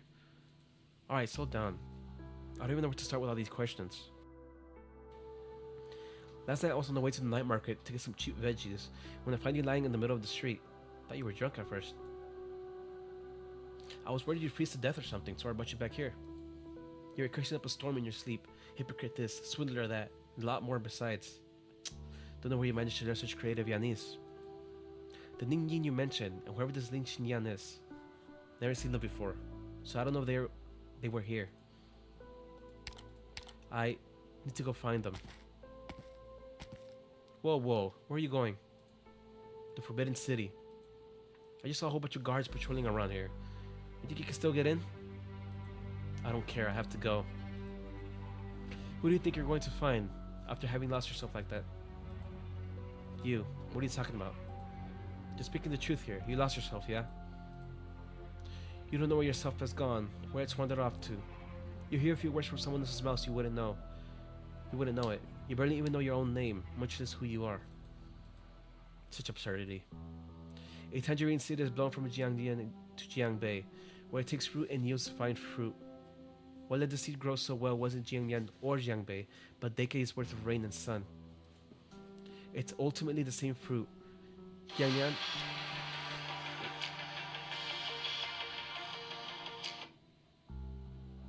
Jiangyan and Jiangbei might not be the same place, but an orange is an orange.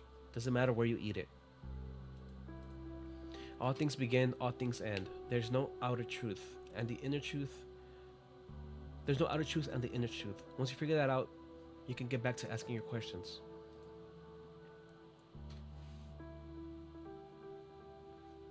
You, do you know something about all this? What do you know? Tell me. What do I know? I'm a chef. All I know is how to season my ingredients, how to boil stuff, stir fry stuff, regular fry stuff. Oh right, seeing you remind me of something. When you're trying to find authentic tangerine cakes, I think I know how to make those. Non è facile rialzarsi dal fango. Di sicuro non bisogna pensare all'aspetto fisico. Wait, I gotta read this damn stage again. A spot of field research? How wonderful.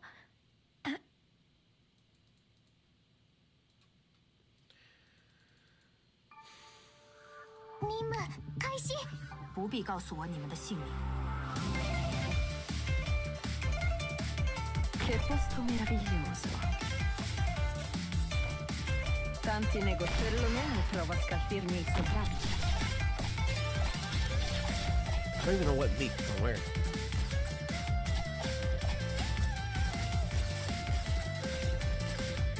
The lava surges on. Perché tanta fretta? La strada per l'inferno è già abbastanza trafficata.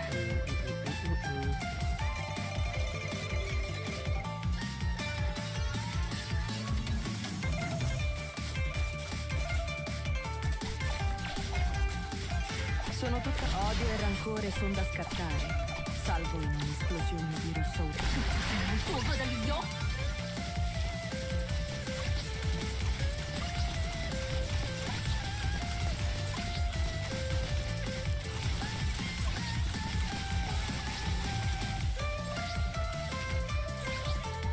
What's on the beach, right? Sono tutta know why I went urtare la danza that way. della dama elegante.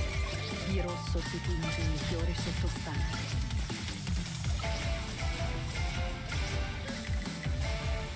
空気が灰を焦がしてる。適温だよ。来都来了，喝完热汤再走吧。一具干戈，一兽悲。私の実别管我喜欢妞了。心气外，人将舍己尘撒，双之 Oh, 为仇。 jeez. Okay, I see. 私たちならできます。はい。There's much to be recorded. Okay, that's it. 死璀璨所示，自然有婉劝的准备。善后的事交给我，你先走吧。放心，我轻功好，追得上你。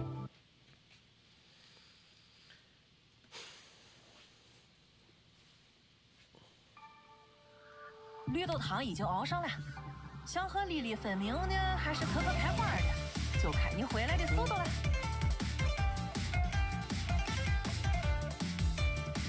I remember I should do this. Fa bel tempo oggi. Tanti negoziati. E poi tanti negoziati. E poi finiamo per la... Perlomeno provo a scalfirmi il soprabito. There's much to be recorded.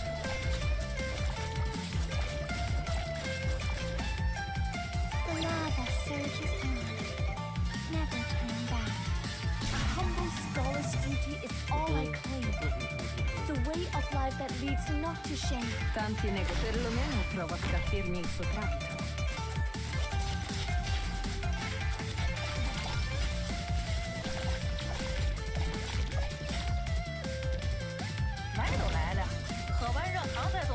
Sono tutta perché tanta fretta?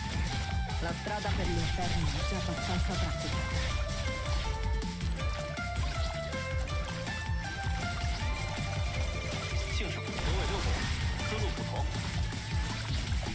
Tanti perché tanta fretta? La strada per l'inferno è già abbastanza trafficata. 现在高兴三分头刺。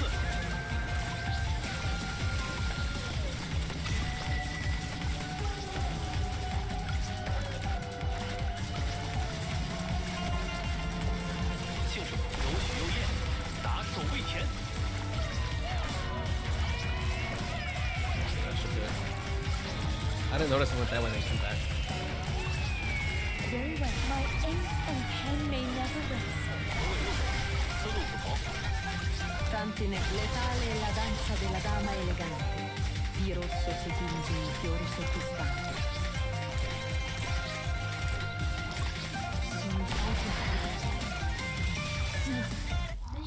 There you go. 再滴点小菜，还不够填牙缝嘞。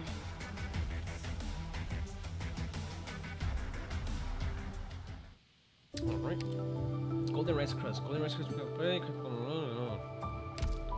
So I think there's a medal for this stage. Right? Yes. With no more than 3 stupidity or everybody consumed by well.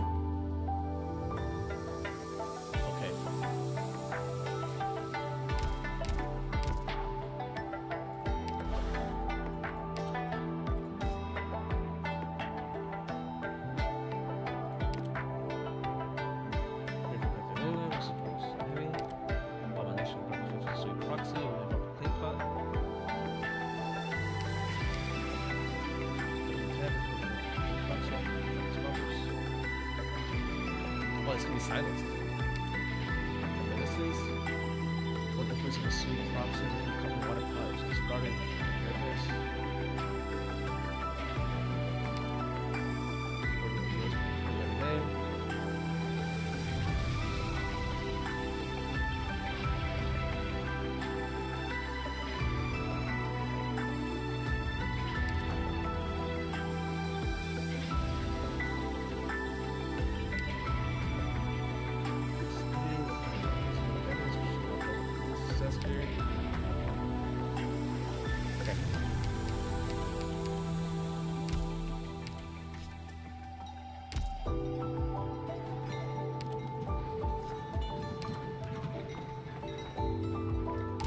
Sorry, I'm just reading the enemy things real quick.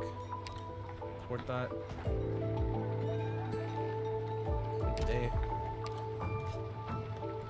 Diet.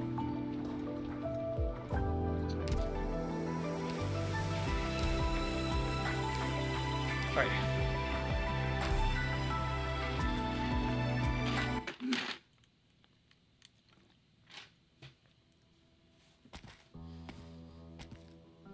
Gushwan, one tangerine cake to go, please. Oh, you're here.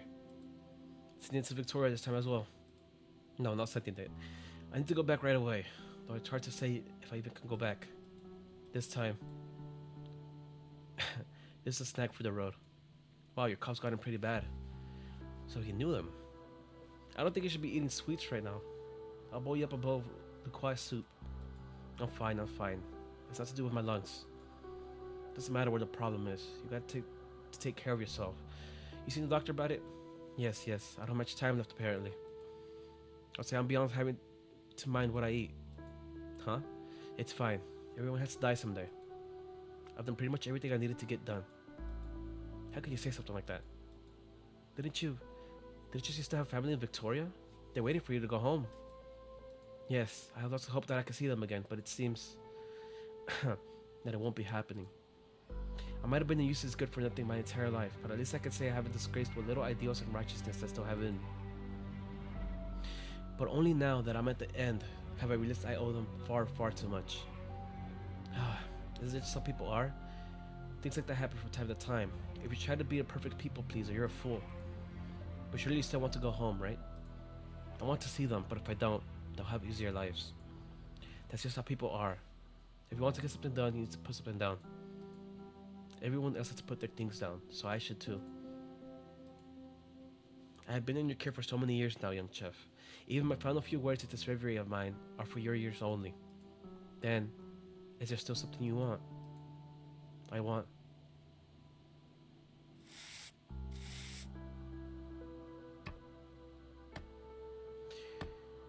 You need to pay more attention. Look at this spot you swept. It's still covered in ash. Make sure not to miss any corners either. Anything dirty has to be cleansed. We are moving out soon and we cannot leave behind any trouble for the house's next owner. It is rather late, Mr. Ning. Where are you headed off to? Oh, don't mind me. I'm just going out for a walk. Mr. Ning's been acting really odd today. Why is he spending his mid-autumn festival watching us clean the house instead of gazing at the moon? That's enough questions out of you. Focus on your sweeping.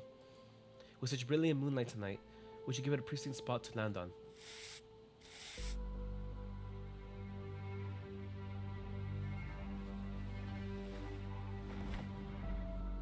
How did I get here? Grandfather's study? Her mind lurches on the edge of consciousness. She feels as though she has forgotten something important. An old book lies upon the desk in silence. Annals of Yan, Volume 124, Supplement 17, 1062. Since when was there such a book in the Imperial Historical Records? Grandfather? Okay, you must have left it for her. It's been years since there was a criminal thrown to the 5th floor of this prison. What's the story tonight? Assassinating someone at court. The Imperial Guard themselves are dragging the culprit here. What a ruthless... Shh. Don't think too hard about it. And don't ask too many questions. Just keep a close eye on the culprit. You and I won't be enough to fix any mistakes. It seems that everything I've run into since my return to Baizhou has been part of some grand plan. A trial of clues laid out in front of me like bait, leading towards a dead end. Not only was the perpetrator highly skilled in kung fu, but he also had intimate knowledge of the Judicial Review's office layout. He must have been working with Yu Cheng for quite some time. Yu Cheng asked to take notes during his trial. This is why you stand here now, and it is also the reason I cannot allow you to participate any further. Whatever Yu Cheng's plan, you are most certainly part of it. Deputy Minister Lin, surely you wouldn't ask if you didn't know the answer already. Can you not see the truth, or do you simply pretend you can't because you don't dare to? What makes you so dead set on the case, Sensor Jiazhen?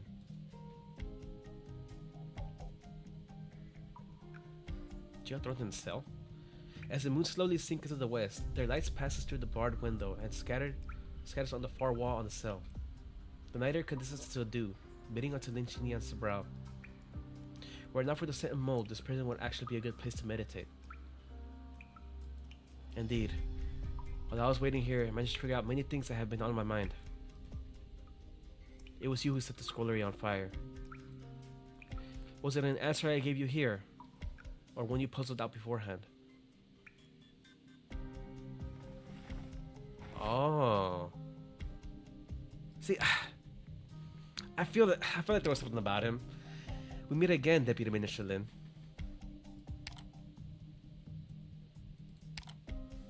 Okay. But was it for a bad reason necessarily? Hey, I'm not in the mood to discuss snacks with you right now. I've got people to save. Calm down, take it easy. Is it any use being so high-strung when you have so much to do? But what do you know? All I know is that the heat ain't right. Just don't take off the lid. You can't skip out on meals if you have something big to do. If you don't eat, you're not getting anything done. Here, try this. It is a tangerine cake you're looking for. Weren't you always saying that I wouldn't be able to find it, even if I searched all of Baizhou? I also sat on the best chip in all of Baizhou. As long as the taste exists, I can replicate it. And this was my own creation. It won't count for our bet. Isn't this the same tangerine cake you made before? Despite her skepticism, Blaze shoves the cake into her mouth. She has tried many fine dishes over the last few days, and learned a lot about how to critique food during that time. The cake in front of her cannot be considered tasty. Jingzhu was right. Too much sugar will overwhelm the fragrance of the tangerine peel, while too much oil destroys the texture of the cake itself. It is not a tasty snack, but it is an exact match for the taste in her memories. How do you know this recipe?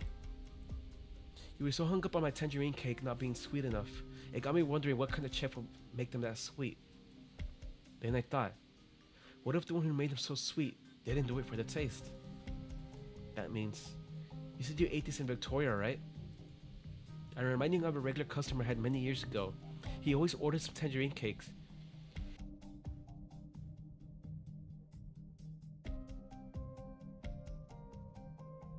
Excuse me. He always ordered some tangerine cakes and said he was going to send some off to his daughter in a foreign land. I told him they'll spoil long before they got to her. But he refused to believe me. He would process it a bit himself and wrap it up in a layer after layer of letter paper. You could barely tell if it was a letter or some food by the end of it. You knew him. He came here. I've been searching for him all this time. Do you know what happened to him? I wouldn't say I knew him. He was just a regular customer of many years. I vaguely remember him always coming over before it was even bright out to order the cheapest breakfast I had on the menu. Then he'd sit by the window, like he was waiting for someone. Waiting for someone? Who?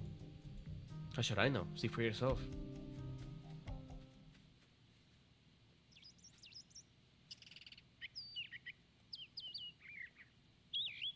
Day breaks. The faint full moons brush against the horizon. As the night comes to a close, there are perhaps many in slumber enjoying dreams of happy reunions. Villager hawkers are up early setting up their stalls, their shots echoing down the streets, rousing the sleepers of the metropolis. Blaze spots a familiar figure by the street corner.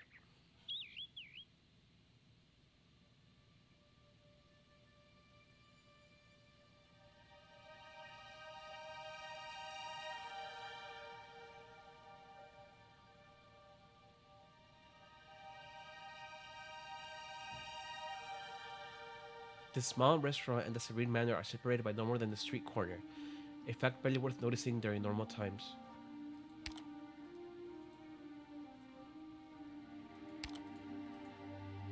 Was this what he was looking at, year after year?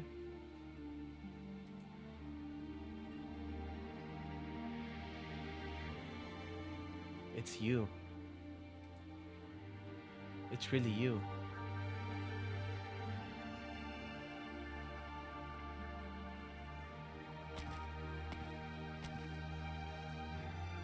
You're here. I never thought I would see you again in my lifetime. The man leaning against the corner is clothed in near rags. He grasps a mooncake in his hands, his face awash in crumbs, ignorant of his guest. A smear of light leaks in through the bars of his cell window, painting the criminal's gaunt face in stark relief. The Judicial Review Office is truly kind. Even as prisoners get a mooncake for the Mid-Autumn Festival. It's delicious. Want a bite? No need. I'll be having my meals in this prison soon enough. I will have my own to enjoy. Pity. We still have so much to talk about. It's not quite the same without something to munch on, right? The old man lets out a dry laugh, taking the seat across a shabbily dressed prisoner. For decades, we have wanted to ask an old man like me your questions. I suppose today is your lucky day? You should hate me, Mr. Ning. You're one step away from being able to go back to your home without a heavy heart. One step away from enjoying your twilight years with your family. Just one small step.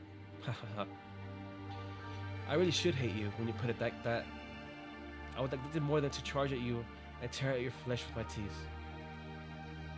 But on second thought, you have given up decades of your life and your position as Deputy Minister at the Judicial Review Office for me, spending the rest of your years within the cell. No matter how you look at it, it should be you who hates me. You're thinking it, Mr. Ning. I said it before, but I was never any good at my job or at being a decent human being. Not like Gu Xuan. I'm a glutton, you see, the type that loves sniffing out deep hidden truths. I tore open shells to get at the flesh and got addicted to the sweet, sweet taste of marrow. I'll do anything for it, even if it leaves my hands bloodied and my teeth shattered. During all these years, you were the biggest, plumpest shell beast on my dining table. How could I ever hate you? Even if I were to hate, it wouldn't be for anything on my side. Your teeth are still in fine shape, and they were seldom chipped while they were gnawing on my old bones. But you, Cheng, why were you so sure I would have come to see you today? If I had just walked away from all this, all your plots and plans would have gone to waste now. Because I understand you. I understand you far too well, Mr. Ning. I simply had to gamble that during the years you spent bobbing around the hierarchy and boundaries, you would dirty your hands but still retain your humanity. You let Gu Xuan live on while he was right under your nose, after all, and raised his daughter to boot. You care about the fate of that child, those two children rather. You want to see those girls live carefree, innocent lives while you yet live.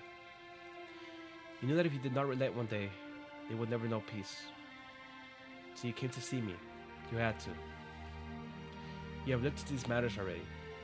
It seems you managed to find out most of what should have been found out. How long did it take you? I only finished deciphering the clues and piecing them all together last year. It shames me to admit as the Deputy Minister, but my pace was a bit too slow.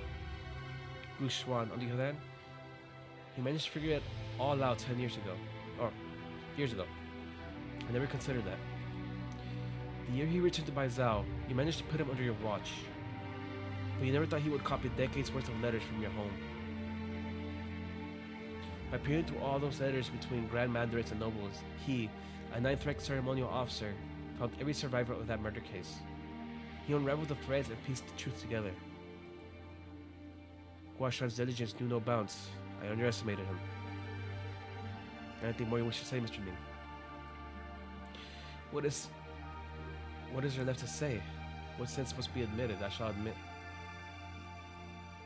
I really did send someone to kill the Minister of Justice who presided over the Grand Preceptor's case. But not because he accused me of being the Grand Preceptor's collaborator in treason. Rather, because the Grand Preceptor's treason was a miscarriage of justice all along. Huh.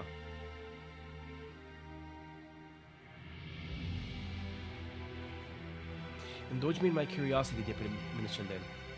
When did you figure it out? I suspected it was you who set Ding Feng Lu alight. Why? What would I have to do with that incident? Call it a hunch. You might not have used your kung fu at the time. A mask was not enough to prevent me from thinking that person's figure and skills were familiar. Very familiar. Afterwards, at the Judicial Review Office, he sought me out how I managed to cement this particular suspicion in my mind. Come to think of it, you must have been in close contact with Yu Cheng as early as when I was preparing to impeach him. I never considered the possibility you were already cooperating with him at the time. From the scholarly fire to the hanging scroll Ning Manor, and then onto the fire at Ding Feng Lo. This recent string of mysteries was you trying to lead me into a trail of clues, wasn't it? That was rather rushed and sloppy, now that I look back. And the fire at the Feast of 100 Delicacies? I must regret to inform you that was not my doing, truly. Merely an unexpected turn that happened to align with our goal. Why did you two do all this? Ridiculous as it may sound, this all started with an old case. Not a large one, yet not small either. A case I happened upon by chance after I joined the Department of Discipline and Supervision. The Minister of Justice, assassinated by a beggar in the middle of the street. A case I could barely believe, yet went hastily closed without meaningful build-up or satisfying conclusion. Though the assassin had been executed, his identity, his motive, there were simply too many vague unknowns of the file. As I dug deeper, I noticed that every thread led towards an even bigger case, a case that had sniped all those threads short. The Grand Preceptor's treason. You investigated that case too. The betrayal of the 3 Grand Ministers, a case large enough to shake the court, and one that implicates countless others. Forget finding the truth, even just mentioning the Grand Preceptor's name at the time was the greatest of taboos. The Grand Preceptor incited the prince to regicide. This was all the history books had to say on the matter. But nobody knows the truth of what happened the night the old Chu Lang passed away. Who was it who mobilized the city guard? Who went into the palace? Only later did I realize I was not the only one looking into this case. This is how you got to know Yu Cheng. Should I rather call it foul beasts of a feather, or friendship at first sight? You said the two of you weren't able to follow the trail, so how did you determine the Grand Preceptor was wrongly accused? It wasn't our research that led to this conclusion. The one who brought everything to light was Gu Xuan. Huh. Okay. Why? Do you seriously not know why? Of course I do. I just want to ask you this why tasted when you said it aloud. The people cry out, their hearts uneasy. Only those who have experienced a struggle know that Yan's current peace and prosperity were hard won. It was a very, very long time ago. The old Chu Lang was diligent. At the time, Originium Industries were beginning to change the structure of this great land. Even during Yan's turbulent times, he did not allow her to fall behind the other nations of Terra. And so it was a great hero that was affected with Oropus in his twilight years. Believing his days were numbered, his many policies began to stray into bias and imbalance. At the time, the prince wished to stop Chu Lang, and the Grand Preceptor stood by his side. This supposed support was her urging the prince to seize the throne. The old Chu Lang died the night the prince entered the palace to admonish him. As for the prince, his whereabouts since that night are unknown. Such a tumultuous event demanded an explanation, which required someone to be charged with everything. Do you think the current Chu Lang was unaware of all this? Huh. Changes in the court naturally lead to unrest among the masses. The purge of traitors, a very fitting slogan. The then young Chu Lang acted with an iron fist to sweep away many courtiers with evil intent, stabilizing the situation as quickly as possible. This ensured the spell of court intrigue never made it outside the walls of the Forbidden City. For 40 years, I assumed I was the only one aside from the Chu Lang himself to still remember what transpired. Until 10 or so years after the case ended, the young man stood in front of me once again. I fear you speak of that time too lightly, Mr. Ning. It was not only traitors who were swept away, there was also the entirety of the Grand Preceptor's family, 28 in all. They were all sent to prison. Some committed suicide in their cells to prove their innocence. Those who lived were exiled. They tried to find some trace of them, but it was no use. They couldn't find a single one. Except for a child, spirited away during the turmoil, still swaddled in a blanket. I never considered the possibility she still lived, yet never truly believed she had died. It seems you've met her. A few days ago, her appearance is not too similar, but her personality is like two peas in a pod. Gushwan never spoke a word about that child's whereabouts during the day he spent by Zhao, right up until his death. I'm sure you're not well aware of why he died on the road back to Victoria. You Cheng, you old bastard. You used Gushwan's own death to ensure there was no possibility of anyone finding that child, which also gave you an opportunity to investigate me. At the time, I assumed Gushwan had no success in his exhaustive research into the Grand Preceptor's case, which prompted him to leave Bai Zhao in despair. It was only after many years that I realized it was the so-called truth that he sought. He had long since found the answers to those troubles you mentioned earlier. What he'd hoped I would do was something else entirely.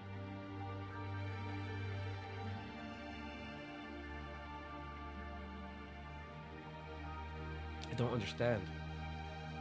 Are you telling me you two knew all along that Blaze was the orphan from that case? Your investigation should have already revealed that Gu Xuan and Yu Cheng knew each other. After taking the child away, Gu Xuan kept the secret of her whereabouts to himself for decades. But before he met his untimely end, he confided in the only friend he had, Yu Cheng. After his death, Yu Cheng immediately began to search for her. However, he was unable to personally act as deputy magistrate at the Judicial Review Office. He entrusted the task of performing discreet inquiries to me, far from the center of court politics, as to not attract attention. By the time I found her in Victoria, she was already infected. I could not take her back to Baizar right away. For the sake of protecting her, I had no choice but to place her in the care of a medical organization that treated the infected. Oh, you placed her in Rotang then? So it was you. You were already aligned at the time, I see. We were also part of this plan from early on, Deputy Minister Lin.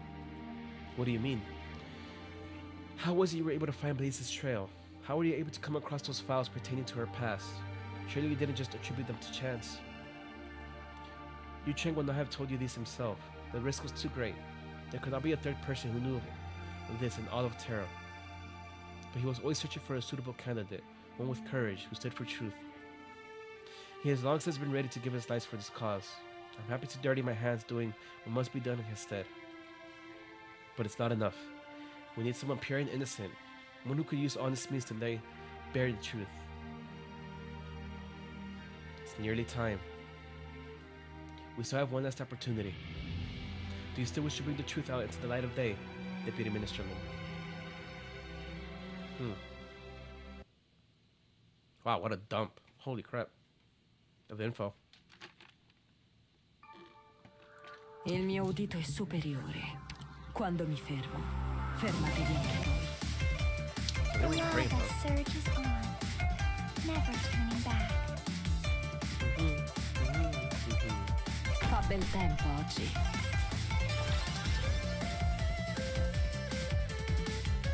Tanti odio e rancore son da scattare, salvo in un'esplosione di rosso autunnale.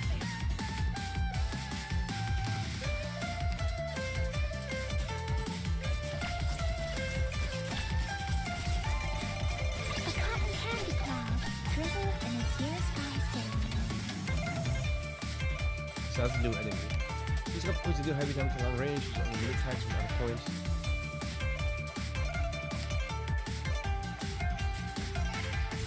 Let me just kill this guy ASAP. ここなら戦況が一目瞭然だね。来都来了，喝完热汤再走吧。私の血が湧き立って日の出。这会儿不好说吧？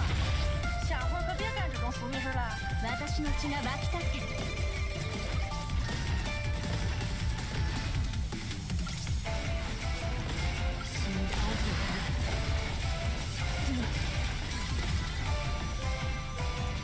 不会遗漏任何风吹草动。天候を乾かさん航路なんだっけ。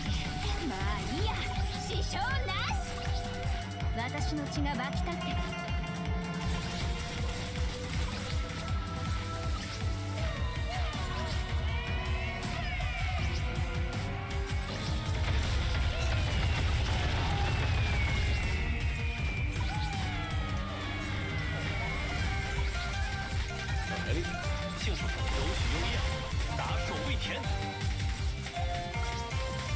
别郁闷，还不都要炖完了？别催，这事儿不好说吧？有许有业，撒手为田。 Tanti ne perlomeno prova a scattirmi il sopraccio. I think they got us the middle.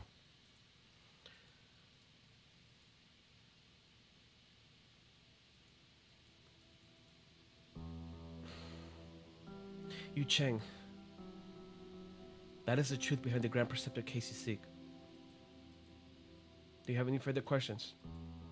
You've spoken at length, yet you've said nothing about your role in these events, Mr. Ning. Why did you send someone to kill the Minister of Justice?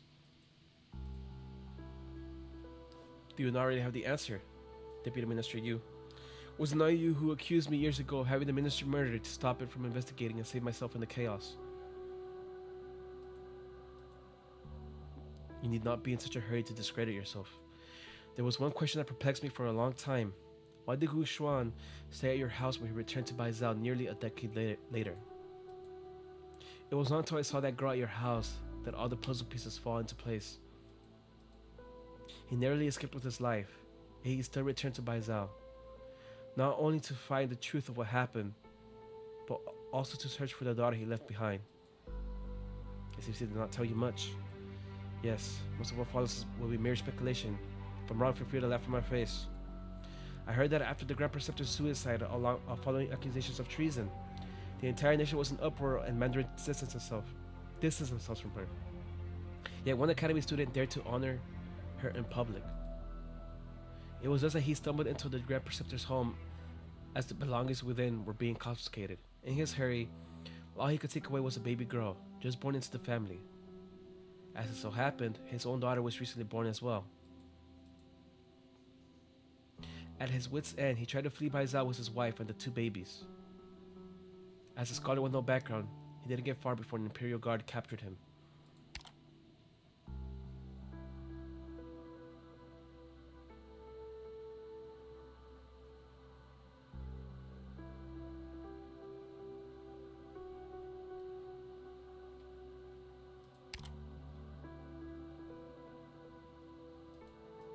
Perhaps out of compassion and wanting to keep the Grand Preceptor's bloodline going, the Imperial Guard spared the scholar and the Grand Preceptor's child instead.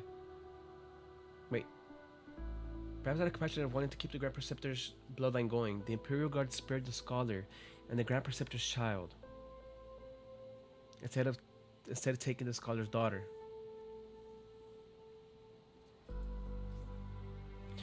I do not know what Gu Shuan was thinking at the time, but it's most likely he had no other choice.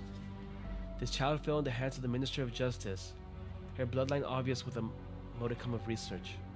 But as it turned out, how to handle this child of an outsider was a delicate conundrum indeed.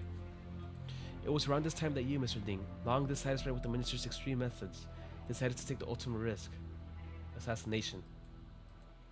The Grand Preceptor's case implicated many, and it seemed fitting that the bloodstained Minister of Justice met his end through retribution. With the court's turmoil resolved, the Chulong allowed the bloodstained curtain to finally fall in this fashion. The only unresolved question left is that child. Based on how things are now, she was taken into your care. What this entailed is not hard to guess, but as for the why of it. If I recall correctly, Mr. Ning, you enjoyed the tutelage of the Grand Preceptor as well, correct? Oh, Yu Cheng. Had you not been absorbed in judicial work and confined into the cell, I shudder to think what that meticulous mind of yours might have accomplished. It's terrifying, truly terrifying. You flatter me. I'm nothing more than a fool compared to Gu Xuan. It is simply because I have met far too many people in my capacity as Deputy Minister of the Judicial Review Office. The more one sees, the more one learns. Now that I think about it, the dish Gu Xuan offered to the Chulong at the Feast of the 100 Delicacies wasn't merely an act of suicide. It was him reconciling with the truth. Before he passed, he did not tell me the truth, but he did divulge the whereabouts of the Grand Preceptor's orphan. He must have hoped that once I found the truth for myself, I would also choose reconciliation. Yet I could not. All I could do was use my methods to find the people still left, the ones you care for, and force you to spit out the truth. All things considered, Mr. Ning, you are no villain, perhaps just a coward. Hate me all you want. To see that child once more has always been a wish of mine.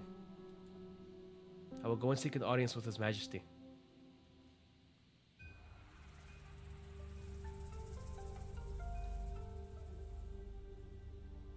You know everything? I only just found out. I still want to ask you.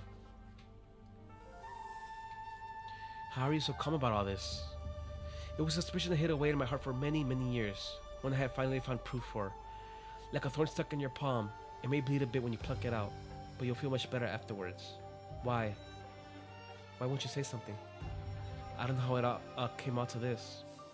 Should I feel sad or angry right now? I don't know. I know that my mind's a mess and my heart feels like it's being stabbed. Who the hell am I supposed to set ablaze with this fire crawling up my throat? Well, I have a question for you. Please, can you tell me about Gu Xuan? My father, what sort of man was he?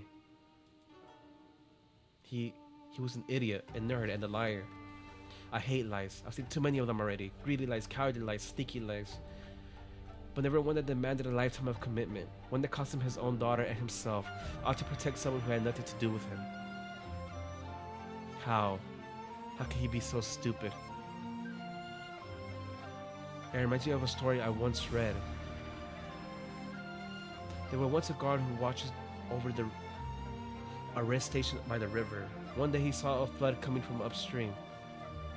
He wanted to run upstream and tell the people there to close the sluice gates.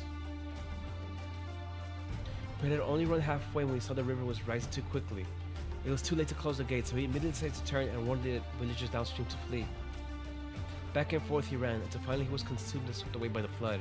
He didn't manage to do anything or save anyone. Gets to the point already.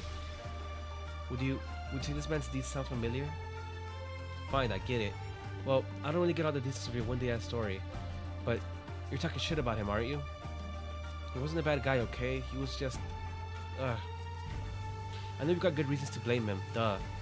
But if he was the one who threw you away, why would he spend so much time coming back to look for you? I thought I would be the one consoling you, not the other way around. Blaze, you're infected, right? Wait, how did you figure that out? Man, you're too damn clever by half. Sorry, I didn't mean anything untoward. I was just thinking that it really should have been my fate to be. The hell are you even talking about? What, you think you've done something wrong and deserve a worse fate? Please, my life is awesome. I've got lots of buddies, and I found a dream of mine. If anything, you're the one who got it bad. Growing up all by yourself in that big old mansion, alone and miserable. It almost sounds like you're roasting me. I'm not, but I understand. I understand what you mean. I see. So Blaze is the Grand Preceptor's daughter, and she's Gu Xuan's daughter. Gu Xuan took up the role as her father after that whole debacle. Alright, I still haven't asked you what your name actually is. Zhu Huang, Gu Zhu Huang. It's the name of Dad he gave me. Wow, I forget how long it's been since I last told someone my real name. I think that's the first time we hear it too. Oh, that's it. That's the last of my secrets. A blazing candle to ward against the dark. Zhu for a candle, Huang for a blaze, and a family named Gu to ward you. It really does sound like a name he would pick. Blaze. Would you say I've only really gotten to know you now after all this? I guess so, yeah. Wait, no, I've still got lots to tell you, and I need to bring you to Victoria to have a look around.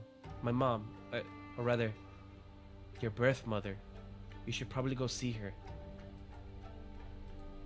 She's still alive? Who said she was dead? She's still hale and hearty. She lives in a small town out in West Victoria. Oh, really?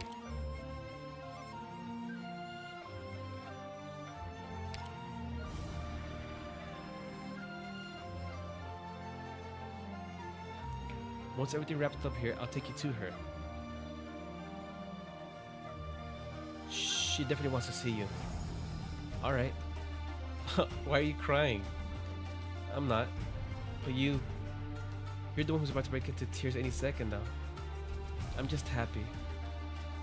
I never thought I'd suddenly find myself a little sister after all these years. Who's ever heard of sisters like us? And besides, we don't know yet who's the little one. I've been through a lot today. Could you let me have this one? And there you were consoling me. Look, I just wanted to say, from now on, you're not alone anymore, okay? Damn, that is sweet.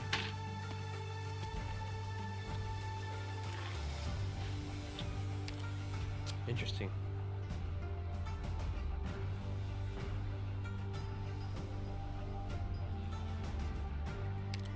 Man, isn't that lovely? Out of the myriad flavors in this land, the taste of reunion is the sweetest of them all. Oh, really now? Damn it, what am I tearing up for? That's the last of my worries settled. Oh right, the judicial officer at the Forbidden City last night. Lazy. She was being held up by the Imperial Guard lady when she sent me flying out the city. What should we do now? This isn't over quite yet. I need to go and finish off what I should have done in the first place. E, what are you planning to do? Demanding an explanation for everyone's sake.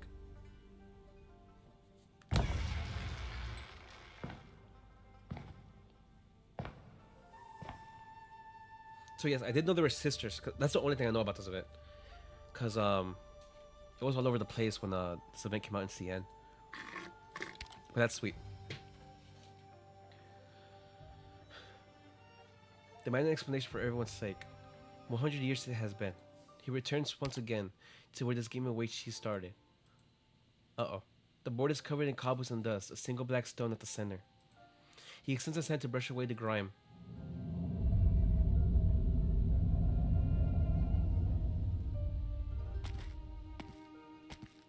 Oh.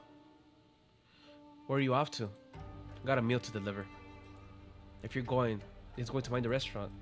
At this hour, it's past closing time. Gonna open tomorrow? That depends on my mood tomorrow. Hard to say right now. Why do I get the feeling that you want to call it quits? Fine by me, but you still owe me 6 months of wages. Settle that and I'll let you go. You're so Monday-minded. How about those staff meals I cooked for you? They must be worth a few months of debt. Fine, fine. On the right of the stove in the kitchen, the third brick from the corner. The last of my spare cash is under that brick. Take it. I've been with you for quite a few years now. Yep, 15 whole years. You've stuck around the longest out of all your associates, candle holder. Means we were really fated to be. Huh. If I keep reminding myself that I was a candle holder of the Sui regulator. Oh, really? I'm afraid I wouldn't have stayed that long.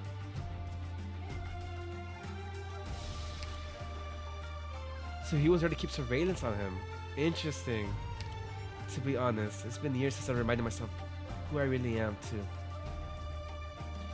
Not like I was trying to remember or not, mind you. Whether as a man or beast, I found this life full of delightful flavors. Nothing to complain about. Best you keep not remembering. I fear if you do, you'll forget the tastes of man. Your palate will grow dull and numb, and your cooking skills will go to waste. Yeah, I wouldn't be too happy with that either. But there's one thing I'll never forget. It's that my troublemaking brothers and sisters still need to eat. Not to mention the one that's most troublesome of all. Though considering how long it's been since we last saw each other, it's hard to say what he's like now. You know the consequences of delivering this particular meal today, right? Yeah, more or less. It's obvious, like not keeping cotton by the stove. The sweet regulator's not going to be having a family reunion. Also, if a fight breaks out at such a delicate moment, you may not be seeing me tomorrow. I made a lot of food, I met a lot of people these past few years. My wish was for every customer who walks through these doors to have a tasty meal and a life with fewer regrets. The 4 flavors of the kitchen, the 4 emotions of the heart, sorrowful partings and joyful reunions. They're not that much different. But just as fish fins have their bones and mollusks have no scent, this land is filled with regrets. Eat when you're hungry, sleep when you're tired, and when you miss your family, maybe it's as simple as going to them. Are you really willing to let this go? There are a lot of things I don't want to let go of, but I can't hold on to them forever either. Jiang, mind looking after the shop for me while I'm gone? You've been watching me cook for so long. You must have picked something up by now. If any customers come by, look after them for me, will you? Savors at Use, the House of the Aftertaste, ended up being a fitting name. The mortal realm still lingers on the tongue.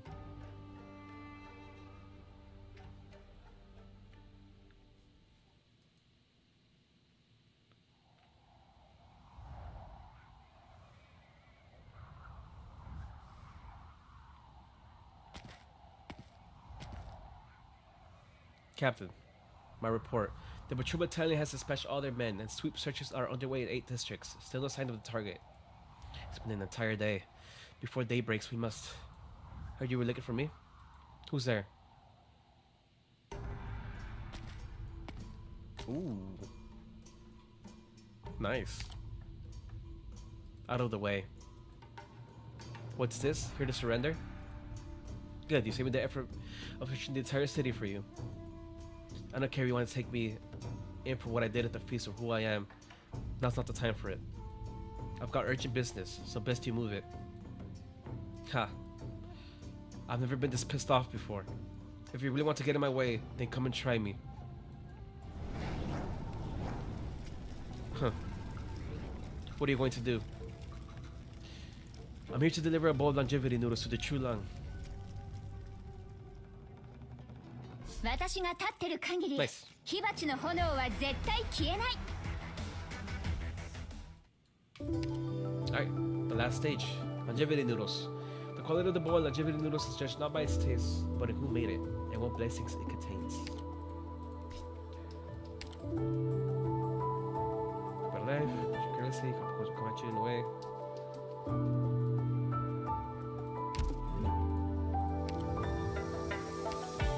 Let's do this.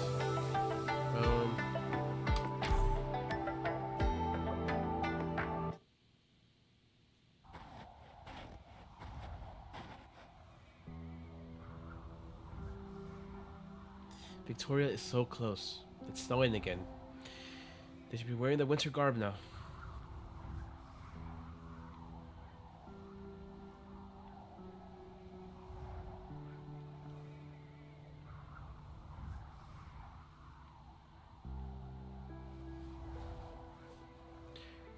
She was like a little stove as a child, a flame with passion in her veins. The snow and wind won't phase her. Buys out winters are never this cold. She said the first volume should be done when spring comes. That's good. At life's end, I find no worries left to bear. The man takes off his Mandarin garb, folds it carefully, and places it down next to the books he used to carry, before bowing 3 times to the east. He walks out of the camp.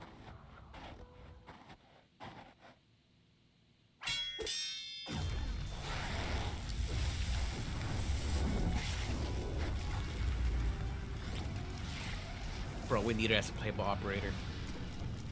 Princess Innes is too good, dude. Your flames are indeed hotter now. I just noticed how long your ears are. Your arts are greatly burning your body, infected. Scared of the heat? Yeah, it's just my blood. Though I know I'm standing here only because so many others have shed their own blood. Seems like you already know a lot. Not much at all, but there's one thing I need to know. Those who had their names erased, those who died dubious deaths, they need an explanation, an answer. To be honest, I didn't think my life would have such a complicated backstory, or that I'd fight for something other than the infected. But now I realize that injustice is the same for everyone, and I will spill my blood to end every injustice I encounter. Burning ablaze with your body, with your blood, infected, you resemble the righteous of old. But don't rush to conclusions about justice when a single leaf blocks your view of the entire forest. In any case, I have been ordered to bring you back, and you absolutely cannot be let free. I know. I've met your type before plenty of times. I guess I can't paint you all as bad guys. You've just been trained to shed no blood or tears, so you stop caring about anyone else's. Whatever, I won't argue. You sure can try to stop me though. You are the enemy, but your courage deserves praise. Careful now, I'll spare your life. But I can't guarantee you won't lose a limb or two. Longguan Bailei Zhengfa, Cleave.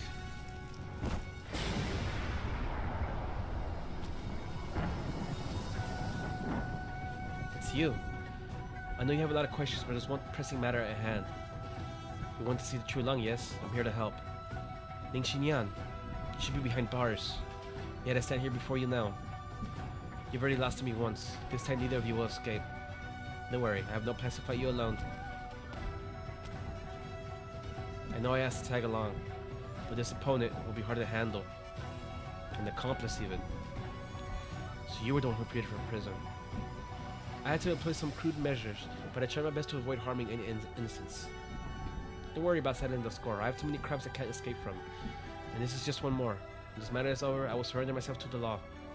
But now there's something to be done. And a meeting to be had. A discipline and supervision censor colluding with the Judicial Review Office Deputy Minister in revolt. Such a preposterous scene is a first for me. If this is preposterous enough, then allow me to inconsequentially join the fray as well. Oh hey, Taihe. I choose you've been well, Drill Master. Taihe, were you not gravely wounded at Yemen? Yes, my injuries were quite serious. I'm unsure my skills are even 1/3 as powerful as they used to be. Which is why I hope there will be no cause for me to make any moves today. Why would you even participate in this? I have yet to grasp the full picture as to why Deputy Minister Lin has suddenly appeared here, but the two of you are my most respected colleagues, so I can only ask as an old friend, may you two leave some space for negotiation. How can you expect me to turn a blind eye when you insist on doing such a traitorous act? Loyalty over righteousness. But whoever said you could only choose one from the two? Righteousness. You're familiar with the case, and the two individuals involved in it stand here before you now. Right or wrong, life or death, the choice is yours. But Shifu, this matter came to be from complicated causes. How can what is good or evil be determined so easily? The blade is in your hand, make your choice. Shifu, you hesitate still. Shifu, if righteousness can only be upheld with the edge of my blade, then what's to set apart from violence? I don't understand. Stop dallying and go inside. Don't even think about a signal to lower the Forbidden City's defenses. Could it be His Imperial Majesty?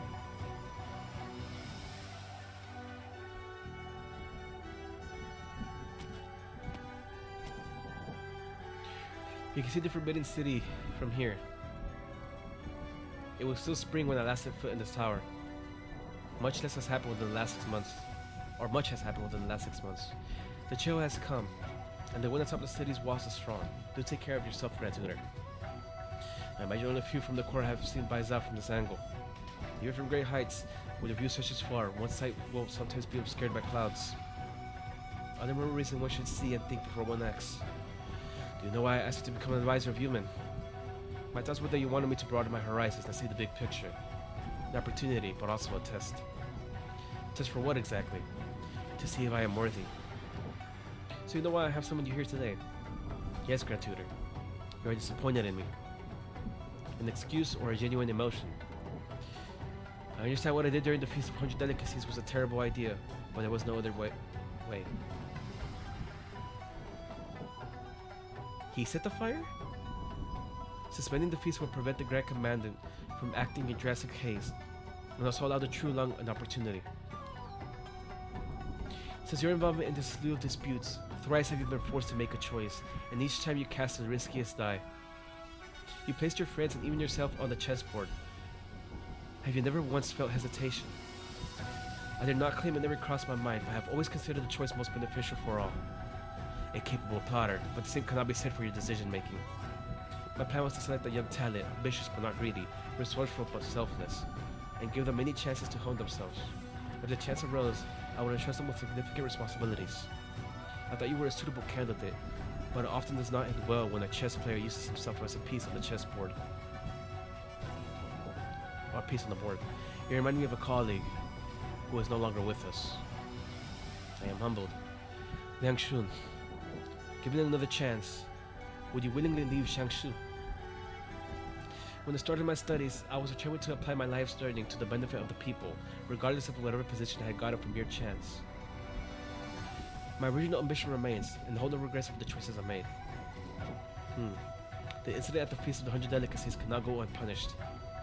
I will submit myself to the law.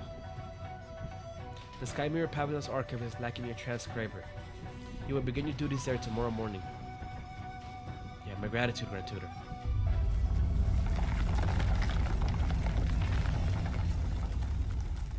What is this? The time has come. Oh. The clouds concentrate, completely obscuring the moonlight. Have you met this one before? Never. Who exactly is the opponent he seeks on this Weishi board? There are times when One seeks not an opponent to win against the board, but a solution. A solution beneficial to both parties amid countless changes to the situation. There is something I wish to consult you on. What made you set up that exam in the first place?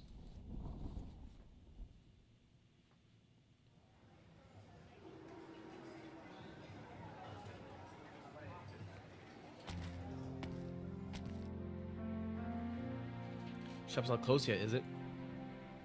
You come at the right time. I'll close right after I'm done with your order. It's late, so I don't have much left. What would you like? Anything to fill up my stomach on the road will do. We happen to have half a stream of meat buns here from the morning. You can have it for free. Would you be making the loss like this? I don't even know how to cook. Not so good at business stuff. Why not earn a name and riches with skills like yours? What for? Both nobles and peasants eat the same 3 meals a day. I might as well make more buns in money or fame. If you don't mind another question, how does a meal normally cost here? Not much at all.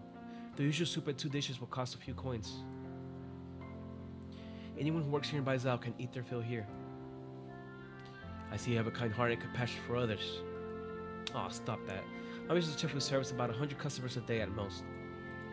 I can only count on you to feed and clothe everyone else in this room. A free meal and a lesson to boot. Lucky me. I just hope you don't get mad at me. I just like aimlessly chatting with customers about everything under the sun. Your restaurant has been going here for a long time, if I'm not wrong. How are your finances? Now that's a headache. You see, this little store of mine can barely make even. It's all thanks to the abundant crops from Da Huang and the fast deliveries from Qidao that I can keep my store running. Otherwise, I'd have to raise the prices. Are you sure you're not trying to give credit to your siblings? Oh, it's this soundtrack from the Vina event. Man, that shit made me fucking cry. Haha, but it doesn't stop here. The customers all live nearby. Some don't have enough coins, so they make up for it by sending me a few boxes of fresh fruit or helping me repair the furniture. Without their care, this restaurant wouldn't be running today. So you see, it's hard to balance a buck like this. But this is how you do business, right? Who says one side has to profit all the time? You give and you take. It's mutual prosperity that brings wealth and keeps the business thriving. Your meat bits are already an all-pack Grand Tutor. Why don't you try one now? Not bad at all. A word of advice. Don't take any more lessons from your businessman brother.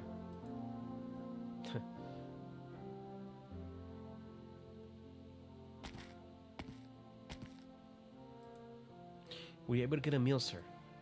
Yes, I heard the bus from this place are the best in Baizao. Try one yourself. Wow, it's delicious. Alright, I'm ready to get back on the road. Where to? Changshu.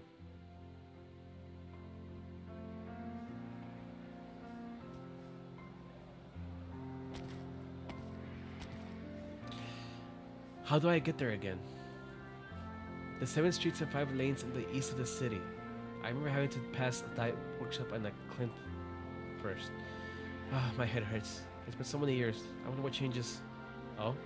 This calligraphy and painting store is still here. Surely their store sign can nearly be considered a historical relic.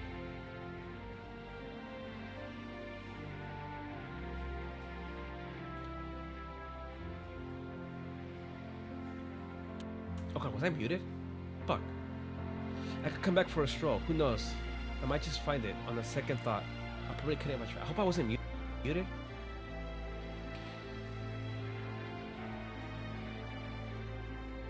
Phew, almost there. This ancient temple hasn't changed at all. No one's been here in years, but it hasn't been torn down either. Just who is feeling nostalgia for it? The lock's already opened? Oh, you're back.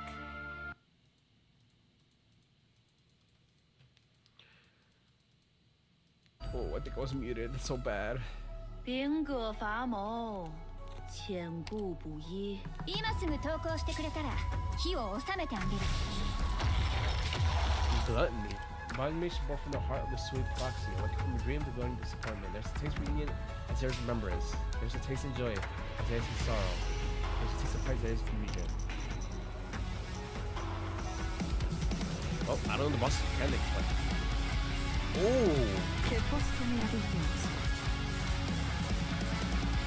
The music though? What? La strada per l'inferno è già abbastanza trafficata.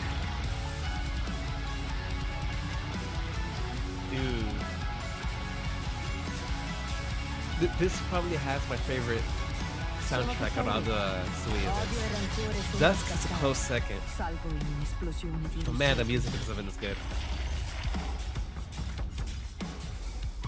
Okay. I'm not sure. 空気が肺を Let's just do 焦 this が for して now, I る guess. 適温だよ让你们吃不了兜着走。还是说记得打包？ Perché tanta fretta? La strada per l'inferno è già 这 passata. 滋味不好说吧？この火の玉を味わってみたいなら前に出てきちゃっ Oh, て what? Wait, what? 神力乱剧，牵一发而动全身， You just ate 精 my 神复 SP. 杂，何为六度，思路不同。到了真正的战场，坚决现在是刘维斯 A glance is all I need to comprehend 剑在鞘间，心有刀剑无 Oh, jeez. The lava surges on Never turn back Here Some hot rice candy Oh, I forgot to put the second meter. Oh, that's too late. 秋分金谷菜接下来何为六度，思路不同。たまには軽なりをなさずい思いにあらず戦勝百式一足のうちにあり好きに戦勝百式一足のうちにあり軽発すれば好調落ちるがごとく気を収まれば集合平 Yeah, ら about that. I didn't put a second meter here. 接下来第三根刀刺，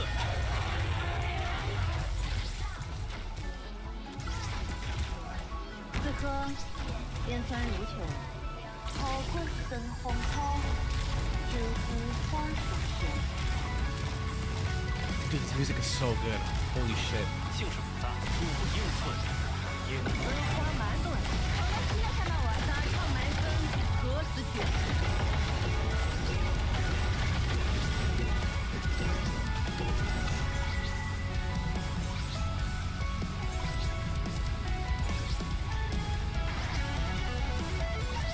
Alright, second phase. 私の血が沸き立ってる Am I about to get obliterated? 草滚生红草知乎花所生 I feel like a phase tank is just fine. 等等闹得荒芜一点，榜右搭起，私の血が健康を乾かさんフォローなんだっけまあいいや支障なし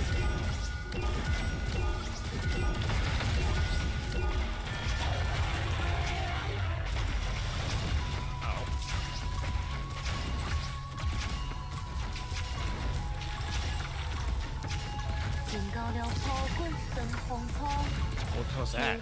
Ew, what is that? 領域されたくなかったらもっと早く走らなきゃ天锤，火候不保险。等等闹得荒芜一点，榜右搭起相遇。 Shit.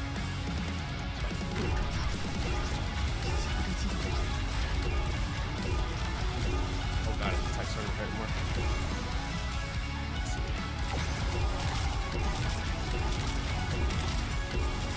现在这就是你们作恶的理由。草滚生红草知乎花所生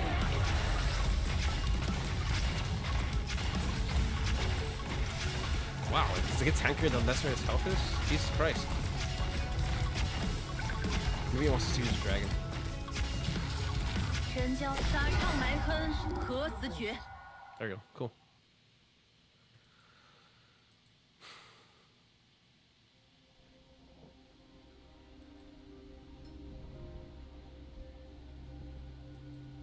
Why should anyone be born destined to bear all this? I remember when Father was alive, he often stood atop the palace tower, my brother beside him. Father often said this: water can carry a boat, but also sink it. Likewise, this great height where we stand can also be the start of a plunge into the abyss.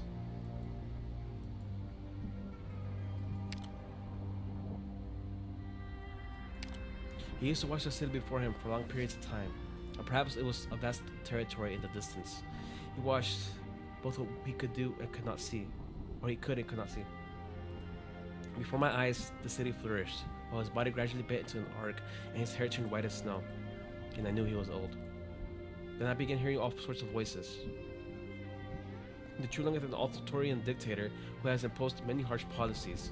Great Yan will be in trouble if this continues for long. Your Highness, please put the country first and admonish the Chulung, abolish his harmful policies, and bring a new start to this realm. The people are uneasy. I should do something. But what should I do? Who can I trust? I thought of someone, a person who is rumored to have fathomed every plan possible. The ancient temple had long been deserted, but I tried everything I could and located a black stone.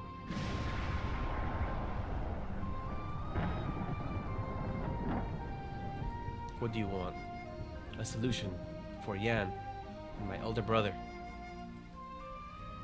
And why should I help you? Help me now, and in time I will spare your life. How amusing. You are bold, young Lung. The solution is not difficult, but it comes with a price. Are you willing to pay that price?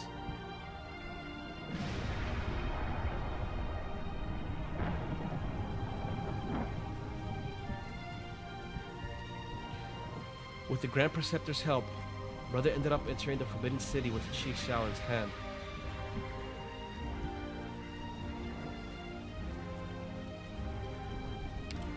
Oh, is this...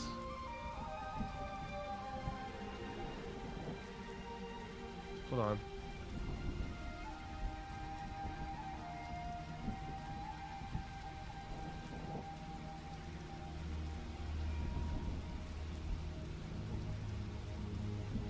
Oh. Is this way? The Six Armies conceded. No one dared to stop him. No one exactly knows what exactly happened inside the Forbidden City then. Father died. Brother vanished. Why? Am I to be alone now?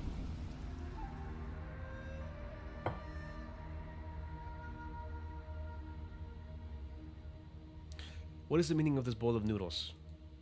I made some longevity noodles just for you. Aren't you going to try it? Why? Because today your birthday, right? A little squirt told me that Chulung's birthday is the day after the Mid-Autumn Festival, but he celebrates his birthday together with the festival out of humility. I know a little something about hiding your birthday myself.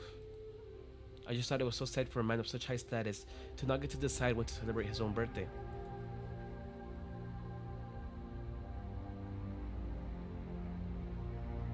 Are we gonna get to see him? You. I know you. Making your way here despite the odds, the risk, and even the possibility of losing your life. You must have something to say to me. Of course. To think that my life is so closely connected to someone I haven't even met before. That feeling is just so surreal. So I had to come and meet you. I was planning to offer this to you yesterday during the feast, but a whole bunch of things messed up my plan. Now's a good time as any though. I know it's Yanni's custom to discuss important matters over a meal. So dig in. When you're done, I have a lot of questions to ask. And I want answers.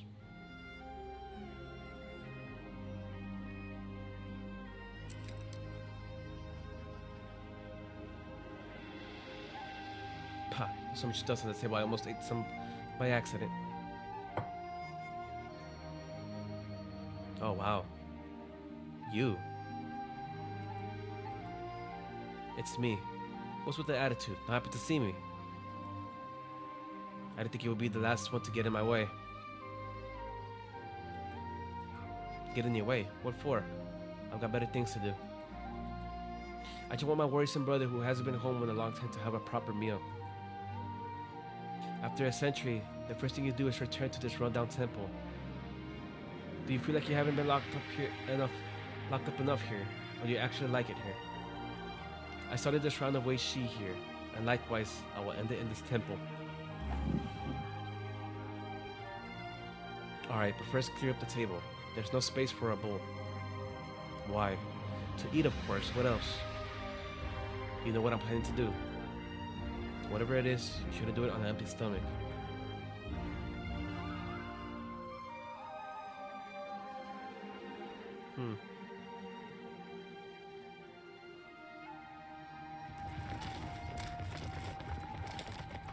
It should have been a quiet night. The faint rustling of armor echoes from afar, evoking the image of cold blades glowing silver under the moon. The crisp cries of the startled foul beast only deepened the temple's solitude. Those outside remained still, awaiting orders and waiting for the one inside to come up with an answer. What a show you put on with so many people just for one meal. Moons on the 15th are the fullest on the 16th, as they say. So we can still have a reunion dinner today, even if we missed our chance yesterday. There's no need to rush, so why not finish this meal before you go, Wang, my second oldest brother.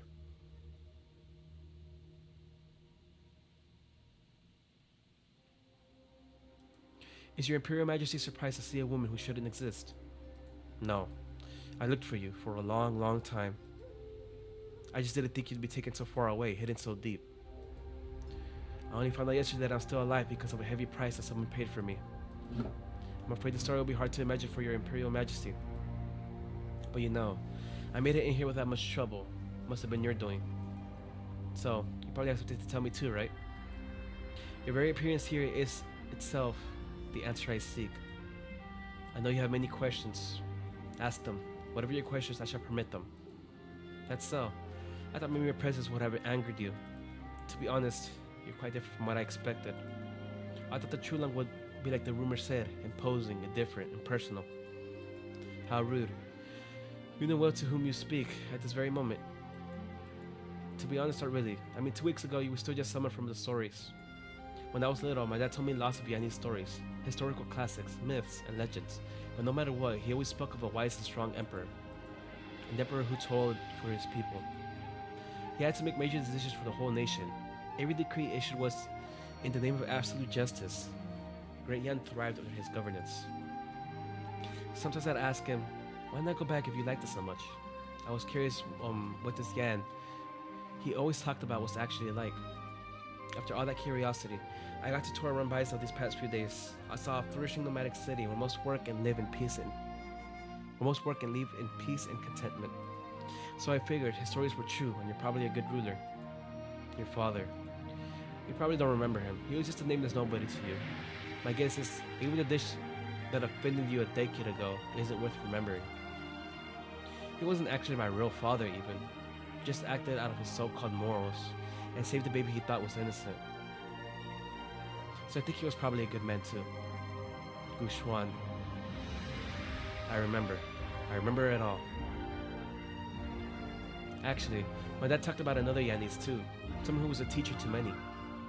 He said she devoted herself to the country to better everyone's lives, giving many scholars from humble backgrounds like him a chance to study. After I arrived in Baizhou, I heard a lot of stories and found out she wasn't someone from a fairy tale. Yan did indeed have someone like her. I found out she was actually my relative. Your Imperial Majesty, can you tell me her story? She was one of 3 Grand Ministers, admired by all, stern and unyielding, a timeless role model, the Grand Preceptor. She was the wisest and most learned erudite in Yan. Most imperial decrees issued in court at the time were based on her judgments. She was a teacher to many, including me. A teacher to many. My dad said that although he was only her student for a few days, he was fortunate to have benefited from her wise words and remains forever in debt to them. It's an ancient Yanese saying. I can't recall it exactly, but it basically means everyone has their own standards of right and wrong, so there's no universal definition. Despite this, people should still follow what's right in their hearts.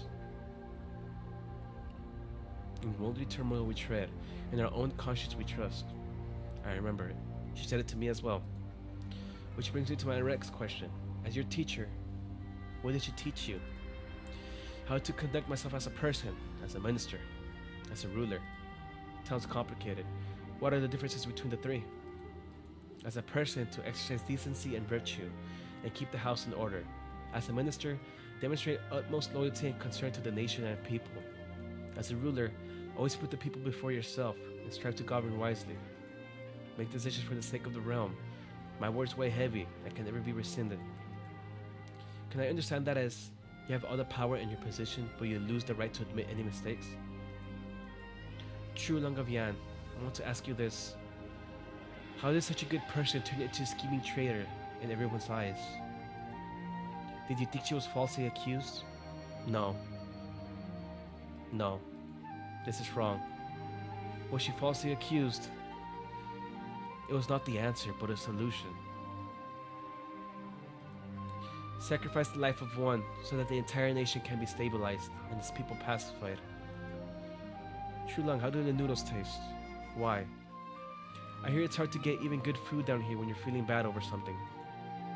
Do you have regrets?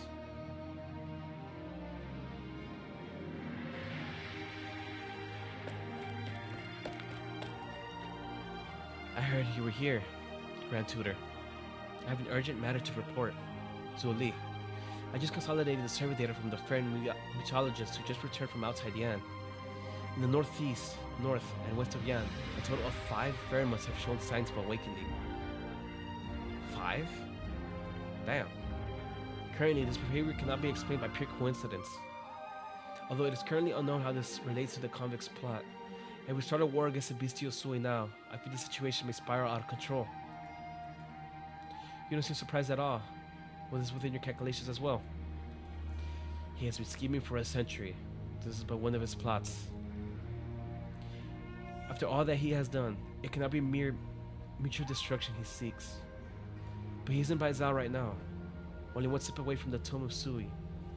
If he adamantly presses on, if he does, then Yan will not hesitate either. Was the capital like this also 120 years ago? The convict had sneaked to the tomb of Sui in a futile attempt to eliminate it by himself. This resulted in the death of a proxy, and the bestial Sui began to stir. The sister that died. I looked through the Sui regulator archives, but I never managed to figure out how he entered the mausoleum in the first place. Just who helped him enter the tomb of Sui.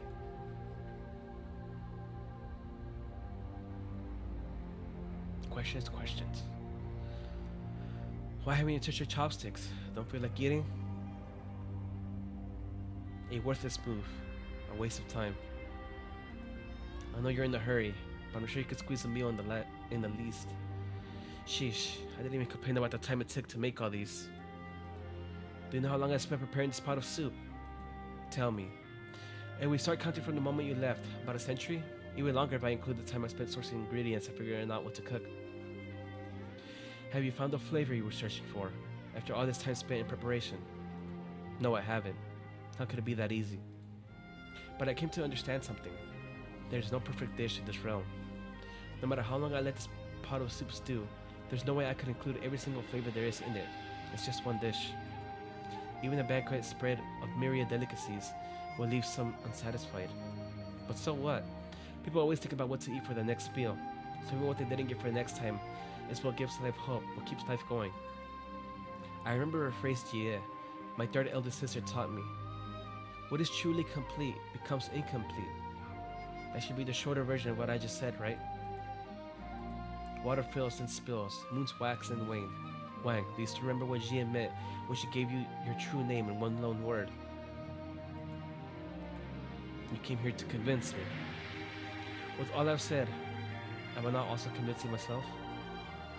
When I walked out of that tomb, I couldn't tell the difference between how a human should live compared to a beast. I watched the people around me, both nobles and peasants alike. No matter the time or age, the people in this realm are mostly unhappy, miserable. Yet this land is flooded with suffering. Mortality is inevitable. Meetings are fickle, requests go unfulfilled, and love will leave one day. What happiness and joy there is seems so minuscule in comparison. Humans seek happiness and satisfaction, but there are no gods from the legends with their remarkable powers. Most times they find themselves helpless, powerless. My curiosity continued. What's the point of living when there's so much hardship everywhere?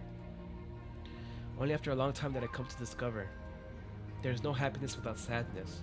How can one feel the joy of birth without knowing the grief of death? How can one rejoice over a meeting without experiencing the reluctance of separation? I finally realized every taste in this realm begins from the flavor known as regret. The man silently picks up the pair of chopsticks and slowly uses them to put food into his mouth. Warmth spreads from the tip of his tongue to the rest of his body, and he could not help but feel a little moved. Wang, do you still remember? You had just returned from the northern border with your troops. I heard you just were... Jesus. I heard you just were... What's... I think it's a typo. I heard you were just back fresh from a fierce battle. I just opened my restaurant in Baizhou then. Gio was also in town for some errands, so the three of us enjoyed rare dinner together. I still remember, Gio made an exception and drank several cups of wine. She imitated our eldest sister's drunken posture, writing poems on the wall. I never saw you so happy before. It was until midnight that the dinner ended. I was so tired I fell asleep at the table. The next day I woke in bed, the two of you nowhere to be seen. I was happy. It was the first time you had a meal with us, but I didn't think it would also be the last. After that, we never met up again, neither you nor Gia. What exactly do you mean to say?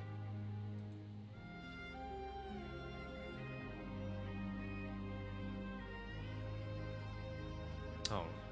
At first, I didn't understand why humans insisted on having meals together. Afterwards, I slowly realized a will to eat well also means a will to live well. Perhaps people who eat together can help each other and live on together.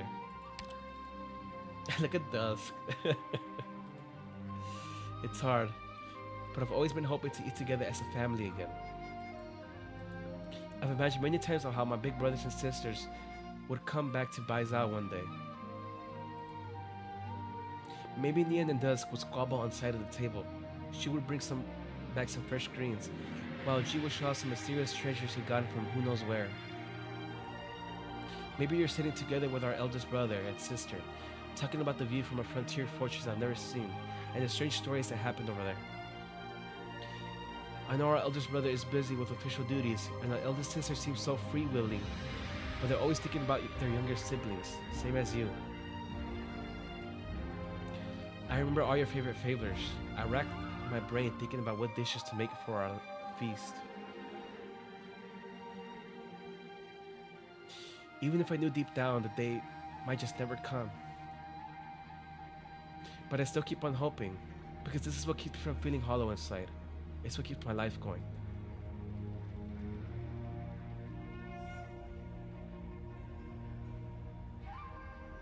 You know well it's an impossibility. Harboring these unrealistic ideals will only increase your burden. I know, but deep inside I just can't stop thinking about it. It's just human nature to do that.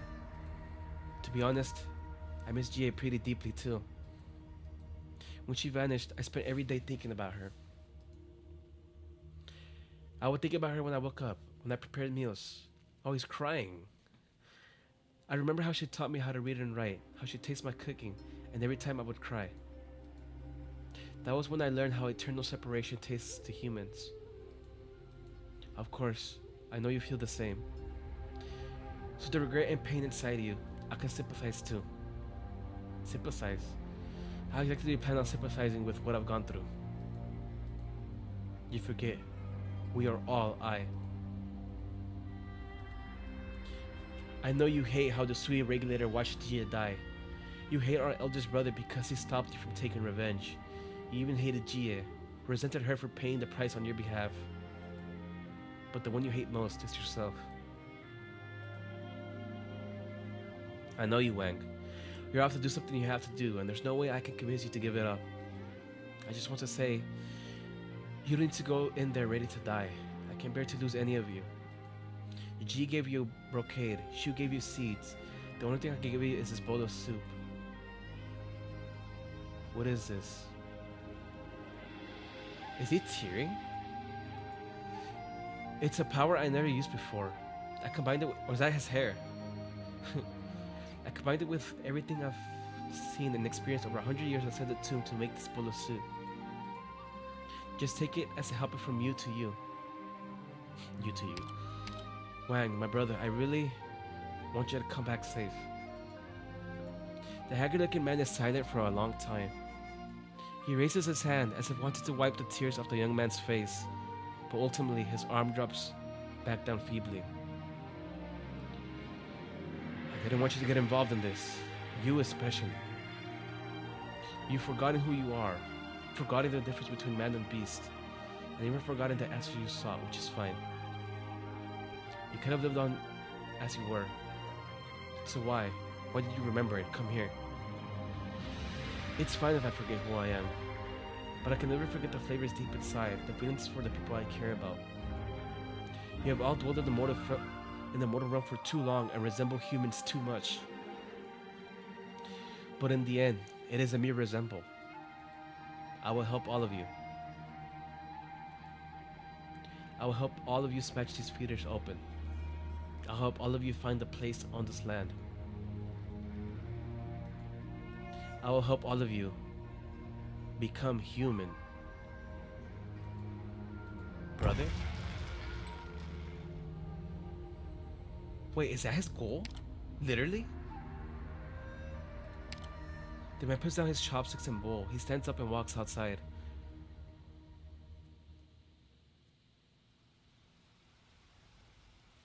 Huh.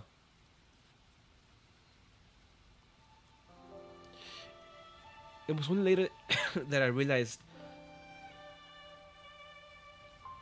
what the price he spoke of truly meant. It was a consequence I had never imagined before, even though my elder brother with a grand preceptor had long foreseen this outcome. Or perhaps there was a way out.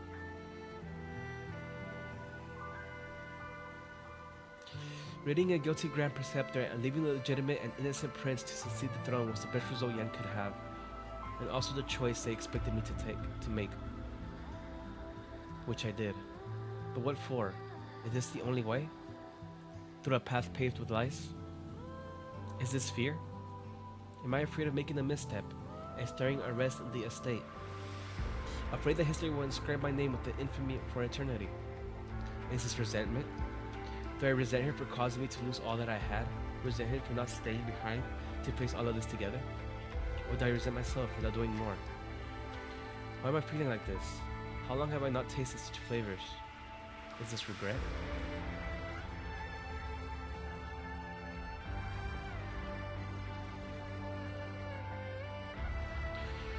You know well it was a critical time. The Chulung had just died from an unknown cause, the court was in a panic, and powerful foes were waiting just outside. If the situation hadn't been stabilized in time, the bloodshed would have been more than 1,000-fold greater. No, you don't understand. How could you? It's true, I don't. All these considerations we've mentioned are leagues away from me. I can even begin to imagine what it feels like, being responsible for the fate of so many people. The most noble sacrifice I've seen was just a few idiots who shed all their blood on the battlefield for their ideals. But your Imperial Majesty, you definitely know it's a lie, convincing the masses with this explanation. A lie that happened just because the people will not allow the Chulung to make a mistake. The Yan under your rule has so much land, so vast it can accommodate 100 nomadic cities, millions of people. So why couldn't they hold one more kind-hearted person? Don't you feel any remorse for her? What choice should I make? What choices did I even have? How do I explain these principles to the one before me? No, why should I even tell her? Why did I meet her? What did I want to hear from her? Well, I get it. It's not a choice you'd make alone, when considering the so-called big picture. Truth is not always power, when public opinion can triumph. Facts. Everyone sees, believes in different things.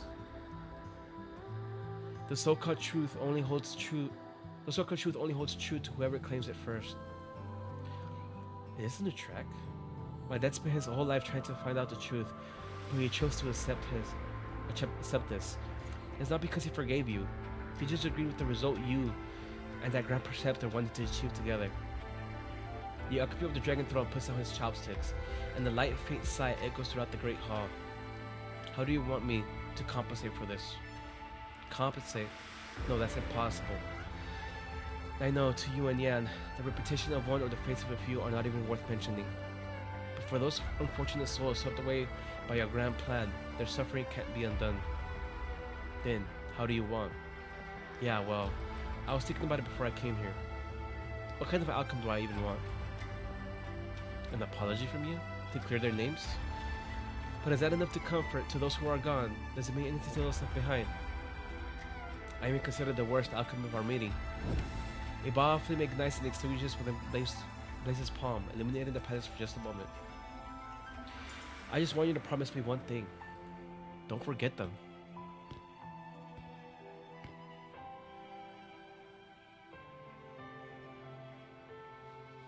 Wow. I said before, there's no need to wait on me here. That armor is so cool. The Imperial Majesty's safety is paramount, so I beg your pardon for our defiance against your rule. The traitor's descendant wantonly barged into the Forbidden City. It was a merciful act to grant her an audience. Shall we charge her on grounds of deceiving your majesty? No. News from the Sui regulator. The convict has returned to the ancient temple. Both the Yanshis and the Imperial Guardsmen are already in position. Yuin is also ready for battle. Shall we give the order to slay him at once? Pass on my decree.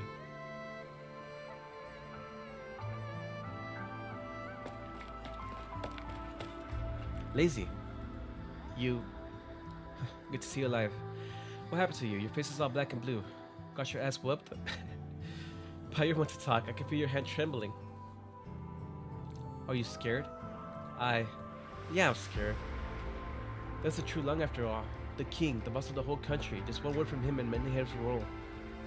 I'm not scared of dying. I've been on the battlefield after all. I've been in a shit more dire than this. I'm just scared that my meeting with the true Lung will be fruitless, wasting the opportunity everyone fought so hard for. You idiot. Then tell me quick, what did you talk about with the true Lung? I asked her for an explanation. For my dad, my younger sister, the relative I never met. I couldn't see his face clearly, but I'm sure he felt. What's wrong?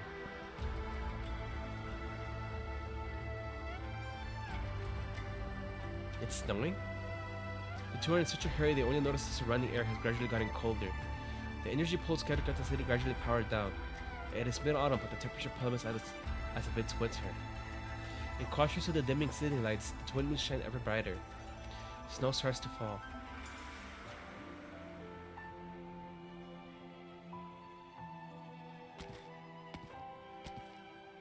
Time's almost up. We should go, Deputy Minister Yu. Put it on me. But, Deputy Minister Yu, we are all aware of the man you are, so why not? All criminals should walk with their Kango chains. Even suspects should be clamped in irons. And this is how you conduct yourself as a warden? Put it on me. As you say, forgive my dereliction of duty. Go slow. Let us savor this moonlight. A snowflake floats through a window, landing on the prisoner's face. What the? We're like this in the middle of autumn. Don't we even have snowflakes? Guxuan. I've done what I promised you, brother.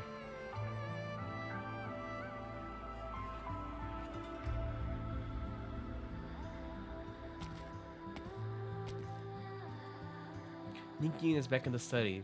She takes out a pen and paper along with an incomplete history book manuscript. The story of the past, the hidden names. She knows them now and should be able to finish the final chapter. Yet she hesitates, her pen still.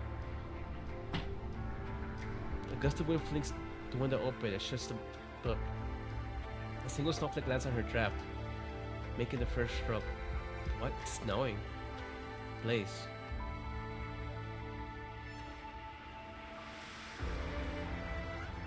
Is your shopkeeper still not here? He's really not here this time. It's fine. I guess I'm bound to never meet him. I'm about to show everyone a feast of 100 delicacies never before seen, but it turned out to be a joke in the end. I'm a joke myself as well. I'm ready to let go, be it Deng Fing Lu or my culinary skills. Chef Mo, he told me to give this to you when you showed up looking for him. He knew I would come. Yang brings out an empty bowl where a wooden plate lies within. Carved on it, in firm strong strokes, are 4 Chinese characters. Xian Xia Di Yi, first under heaven. I was told this tidal weighs heavy, but it cannot feed the hungry. He also said that while culinary skills can be compared, hunger treats kings and paupers alike. And that it didn't matter if there would be a future top chefs or just common cooks among those people on that snowy night. He would have made a pot of noodles for them anyway. The old man is struck dumb, and he immediately burst into hearty laughter. Snubble faced his face. He has not felt as awake or elated for a long time.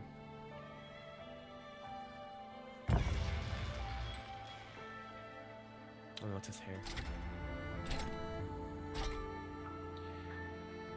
Huh. Heed the true Lung's decree. Mobilize 7/10 of the city's energy to open the tomb of Sui. Yes.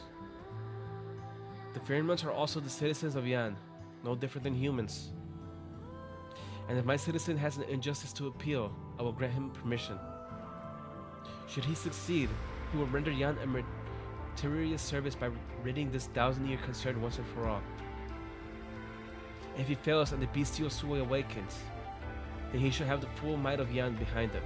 Together we shall slay the beast until the threat is no more.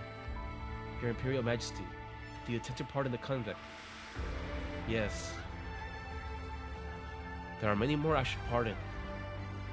I pardon the convict Ferryman Wang for the crimes of manipulating the court and deceiving the Emperor. I pardon the Grand Preceptor for the crimes of false counsel, self-deprecation, and treason.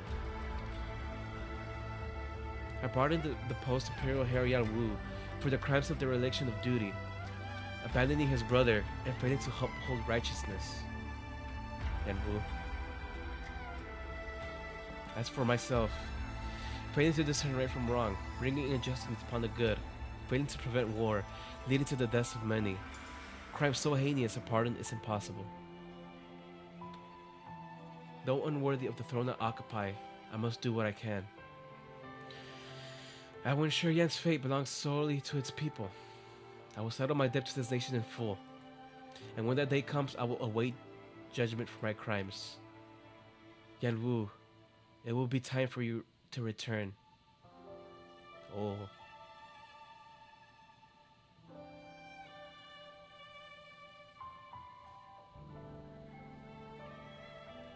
The night sky remains clear, only a few thin clouds float above, the twin moons unobstructed.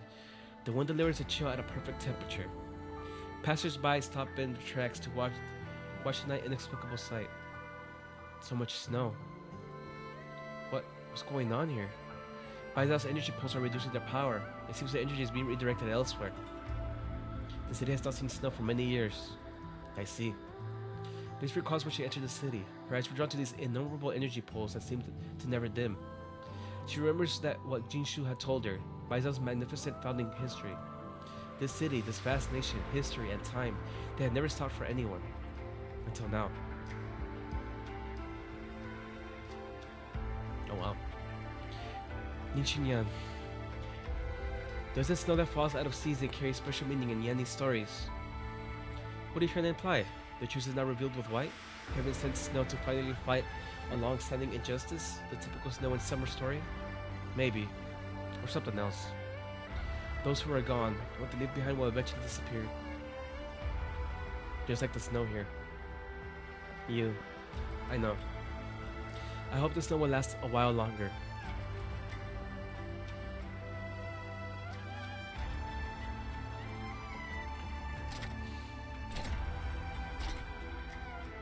Fully armored soldiers line up both sides of the pass, spanning across the entire city. The man drags himself through a long black corridor. With every step he takes, he feels the ancient, enormous existence responding to his visitation. An angry roar, a hoarse howl.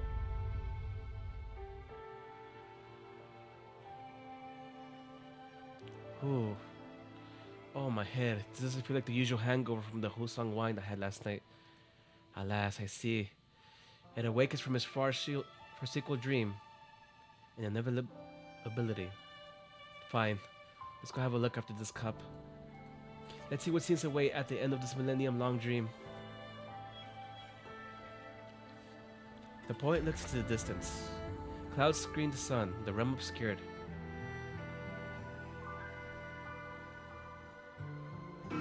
They're all feeling it? Who was it? Oh right, they went over to Chu's place. Professional work should be left to actual pros. Who the heck messed with my adjustments? Zip it. I've been here the entire time and no one's come. I synced up for just 2 rounds of Mahjong with the Tonyu Tiyashis next door. How did this heart get hypertension again? Do you still not get it? I'm afraid they've arrived. Arrived? Well, those old fellas in Baizao let him go in that easily. Did you forget? A century ago, he walked into the tomb the exact same way. Afterwards, Ji vanished. And we still don't know what even happened. This time. Dusk, are you scared? Yes, I am. This is it. Only someone without a heart or brain wouldn't be afraid. I have no intention to just vanish. Oh, it's where we agree on something. Then what are we waiting for? Let's hurry before those old bones realize what we're up to. You want to? With how things are, there's no way we're just going to sit here and wait to die. The sweet regulator is the least of our concerns right now.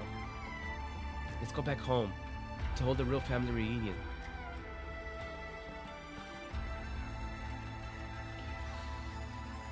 Oof. I feel this is building up to something big. So it's you. I heard your voice. It's been a long time. Shh, I know you're in a bad mood. I can feel it too.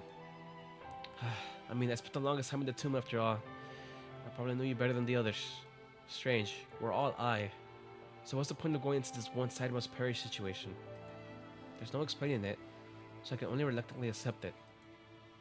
You're strong, but I don't think we will lose to you. You've slept for 1,000 years after all. While we spent that time living real lives. So how can we lose, right? I can't use the power I took from you. So take it back. Consider it a farewell from me. There's no avoiding this outcome, so we might as well treat it as a salvation. Sleep.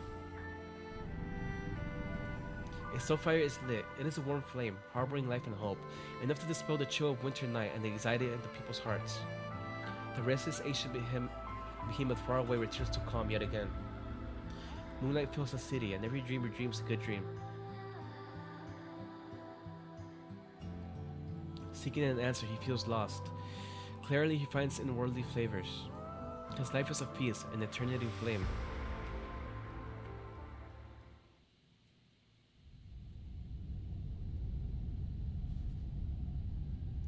Is this a tomb? Gee, it's gotten quiet inside. I suppose our youngest brother's suit was timely. We ended up troubling him a little. Was your visiting him earlier not part of your plan? Truly, nothing gets past you. This is it. Shall we go in together? No. Hand me the items.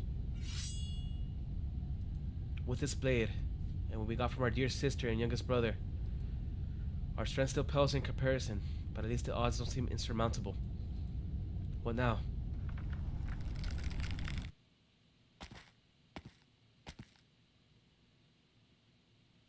Brother, this is well enough. You've done what I've asked of you. What I promised you, you already have. Our debt is settled. I will finish this myself. What's that supposed to mean? Things are finally even. If we have it your way, will I be in your debt again? Leave, G.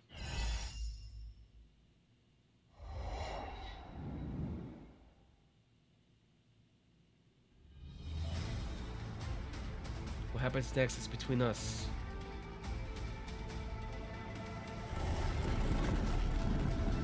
Whoa.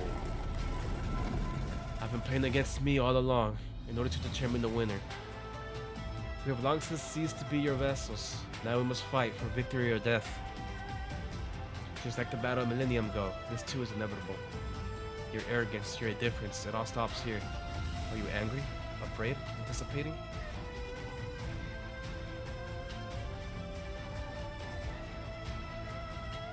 Come. Your move.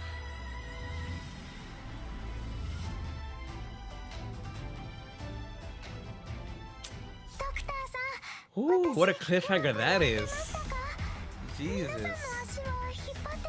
Wow, that was a heavy story note. Whew. Damn. I guess we will see what happens until maybe the next event. Sweet event. Hess's herbal soup. Opaque soup with a sip of clarity. Do not ask the way. Seek it yourself. Alright, here we go. Last note.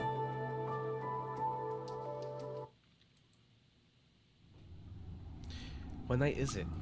A gloomy mausoleum sits in pitch black silence in the chaotic darkness. Even time seems to come to a standstill. How long has it been since the last sign of activity in here?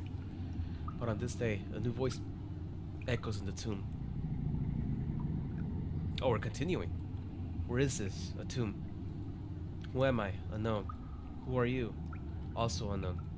Though, they did give me a name. Sui. Oh. Have you been here for a long time?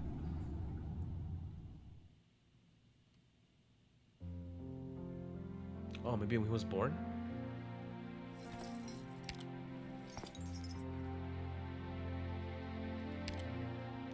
If you would, Mr. Yu, before you take me away, might I make a presumptuous request? It was not so much trouble, could you go over to that small restaurant across the street and buy me a bowl of plain rice with a cup of tea? It's no good to be in prison on an empty stomach. It's my job. Please wait a moment.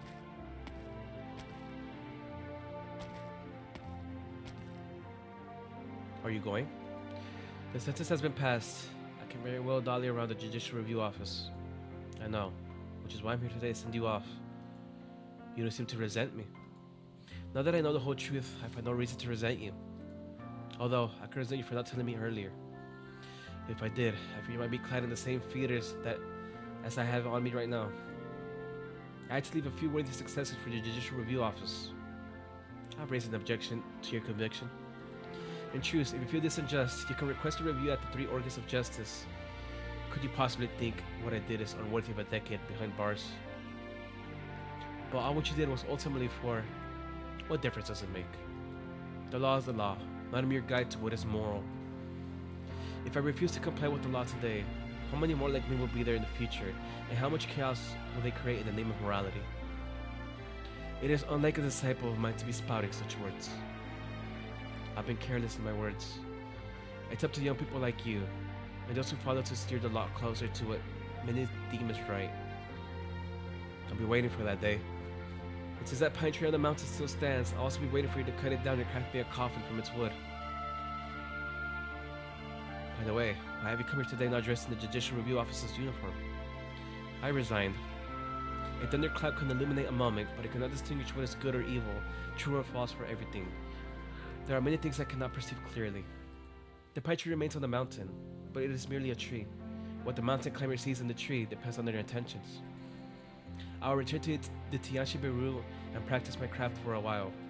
Very well. Doing something you don't understand with muddled eyes will never bring you any achievements. Sir, there is still one thing I do not understand. Why exactly did you insist on investigating the Grand Preceptor's case? Why do you ask? I organized the files surrounding the case only to find Gu Xuan was not the only one who sacrificed everything he had for this affair. Gu Xuan may have had his own motives, but we have no direct connection to the case, save for being under orders back then to bring this unresolved case to the Judicial Review office tonight. Mr. Yu, the meal you wanted. The waiter at Savers at Yu's refused to make payment, and even said they look forward to seeing you again. Strange, I didn't even mention the meal was for you. I recall meeting Gu Xuan in a restaurant several decades ago, when he imparted this to me. Too many colors blind the eyes, too many flavors dull the tongue. I'll understand his words later, probably owing to my short-sightedness and dull sense of taste. Mine see only the unvarnished true, and my tongue savors only the unaltered taste. The man caught in the prisoner attire turns around and takes one last look at the plaque above the doors to the Judicial Review office, and the courtroom behind the doors. He bends down, scoops a handful of unmelted snow under the cypress tree, and sprinkles it onto his rice bowl. He finishes his meal in a few mouthfuls. Tasty. Thus I depart.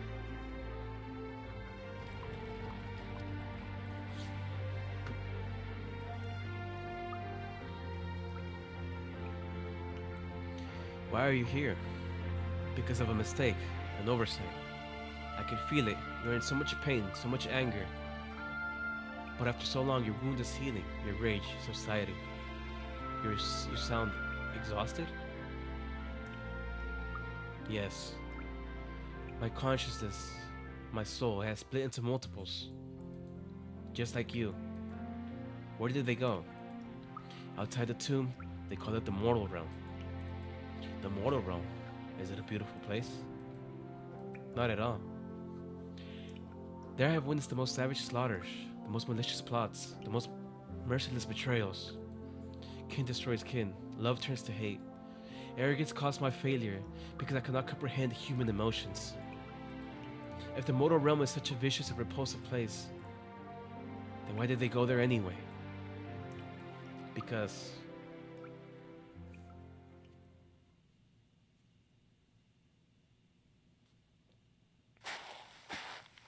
Oh hey, it's you again. Who goes there? Oh, it's Tianshi. Dude, I want her so bad as a playable character. I said previously, but she's probably like in my top 3 most wanted NPCs. Dude, her design's so killer. And I really liked her in the shoe event.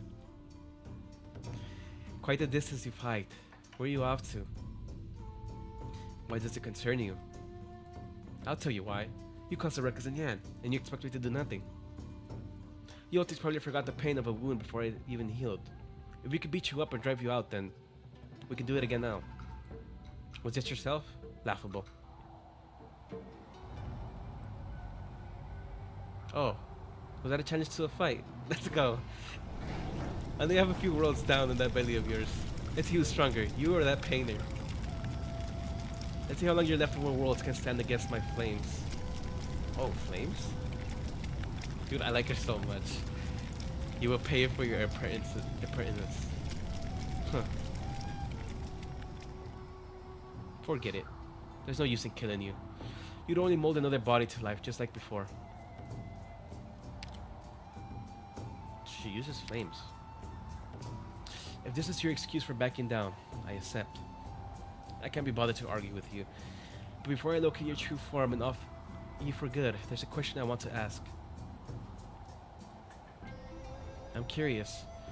What exactly did the Weishi failure promise you to make you obey his orders so willingly? No, not just you. All of you. His plots do not concern me. We only share some common goals.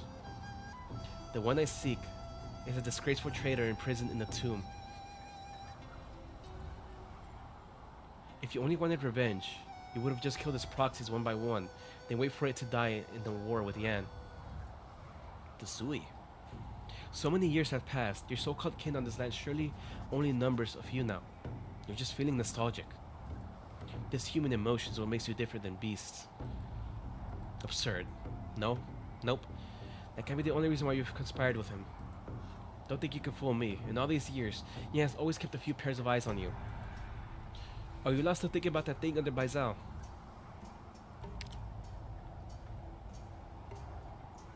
That thing under Baizal? Huh?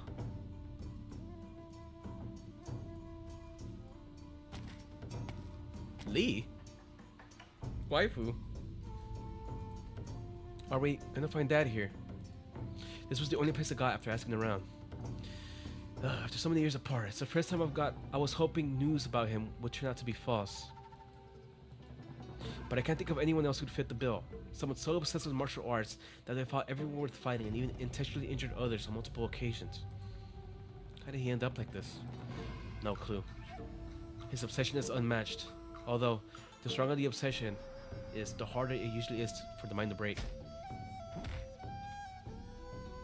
What was that?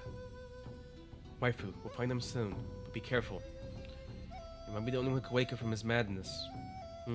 Let's go, Uncle Lee. I guess she calls him to Uncle. Was the blade falling into his hands truly a sleight of fate? Liangshuan. Oh, Liangshuan. If something were to happen to Huai Taienpai, it'll be on your head. The blade from Chongyuan's event? From a distance, a burly body can be vaguely seen in the depths of the cave. Heavy fists repeatedly pound the rock walls. Heavy bloodstains that resemble pure plum blossoms. Every punch shakes the entire cave.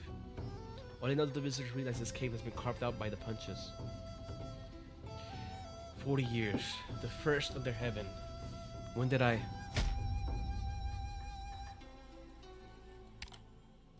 The blade. I can't give it away. I better throw it away. My daughter. I won't let you harm her. Dad? Dad, wake up. Dad. Oh. More cliffhangers? You can almost see Baizal from here. Visiting this post house has unexpectedly turned into a trip down memory lane. What? Dad insisted on following me, so why the silence now? All who died here are our brothers. All for loyalty. Lord Wei, someone's following us. Watch out.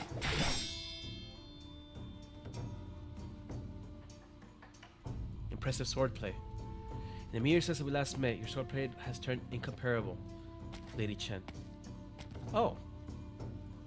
Long time no see, Wei Yanwu, uncle. Yu Xie. I thought what you did in Lungmen was the stupidest decision you could make. You and these men, what are your plans now even? You shouldn't be here. Could it be Fumizuki? She told you. I made this decision myself. Nothing to do with anyone else. This affair likewise has nothing to do with you. True. I've never asked about your past. I consider it your private business and felt I had no right to pry. I've been to many places these past few years and too many things I never saw or even thought of before. I think I've come to understand that despite all the contradictions in this land, righteousness still exists. What happened to my mother and my sister? You can't say they have nothing to do with your past. So I want to see for myself how you plan to unravel this past you've been entangled in your entire life. Ooh, we're gonna learn more about that.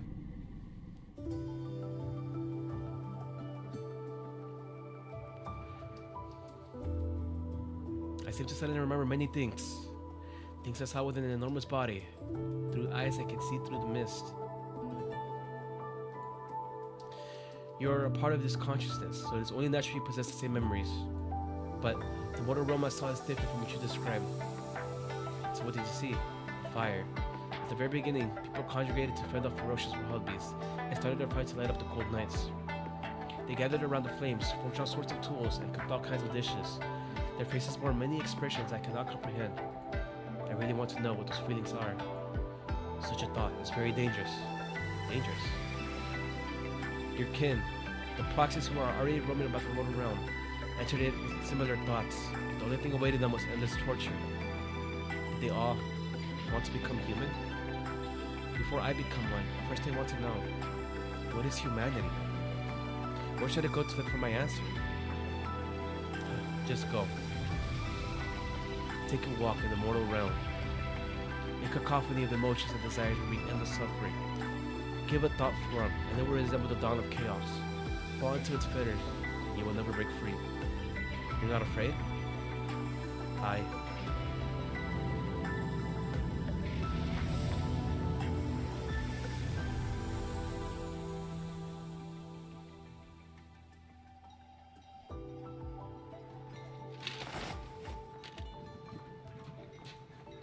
Oh, just a dream. I guess it's not so strange to dream about it. Where's everyone? The ancient leaps off the couch, stretches himself, and rubs his eyes hard. The kitchen before him remains the same, pots and pans all in one place. He seems to suddenly think of something, and hurriedly opens a cupboard, taking out bottles of oil, salt, soy sauce, and vinegar. Carefully, he drips a drop from each bottle into his mouth one by one, his brows tightly knit, deep in thought. Only after a long time does a smile appear on his face. Phew, thank goodness. Still tastes the same. Whether as man or beast, whether I remember or not, it doesn't seem to make much difference. The flavors of the land are endless. I've discovered all the ones I've been seeking. As for what comes next, let's not think about that right now. Enjoy the flavors of today and leave tomorrow's worries for tomorrow. That's all there is to it. Let's get cooking.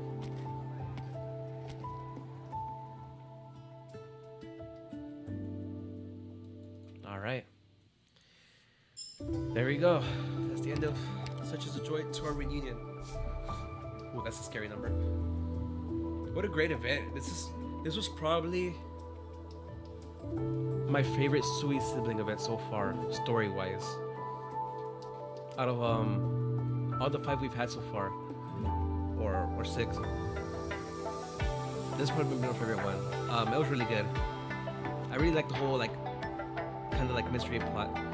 But I think this 2 last scenes especially, they were really good. You know, just the whole the questioning humanity thing and all that stuff. I really dig it. I don't know. Arknights storytelling never fails to impress me. And now I gotta do this. I got 3 days left. But I'll do it. In the coming days. I have to farm for a bit too. But anyhow, yeah. Really great event. Like I said, probably my favorite Sui sibling event so far. I enjoyed it a lot. More so than Shoes. Shoes was good, but I definitely like this one more. And I really want Otiyanshi to be playable at some point. But anyhow, thanks to anyone who stopped by. And yeah. that'll be all for tonight, and peace. See y'all for the next time. I gotta make some videos, because I know I gotta make some videos for my channel, but I don't know, I'm just gonna put it off. And yeah, peace. See ya. Good night. Till next time.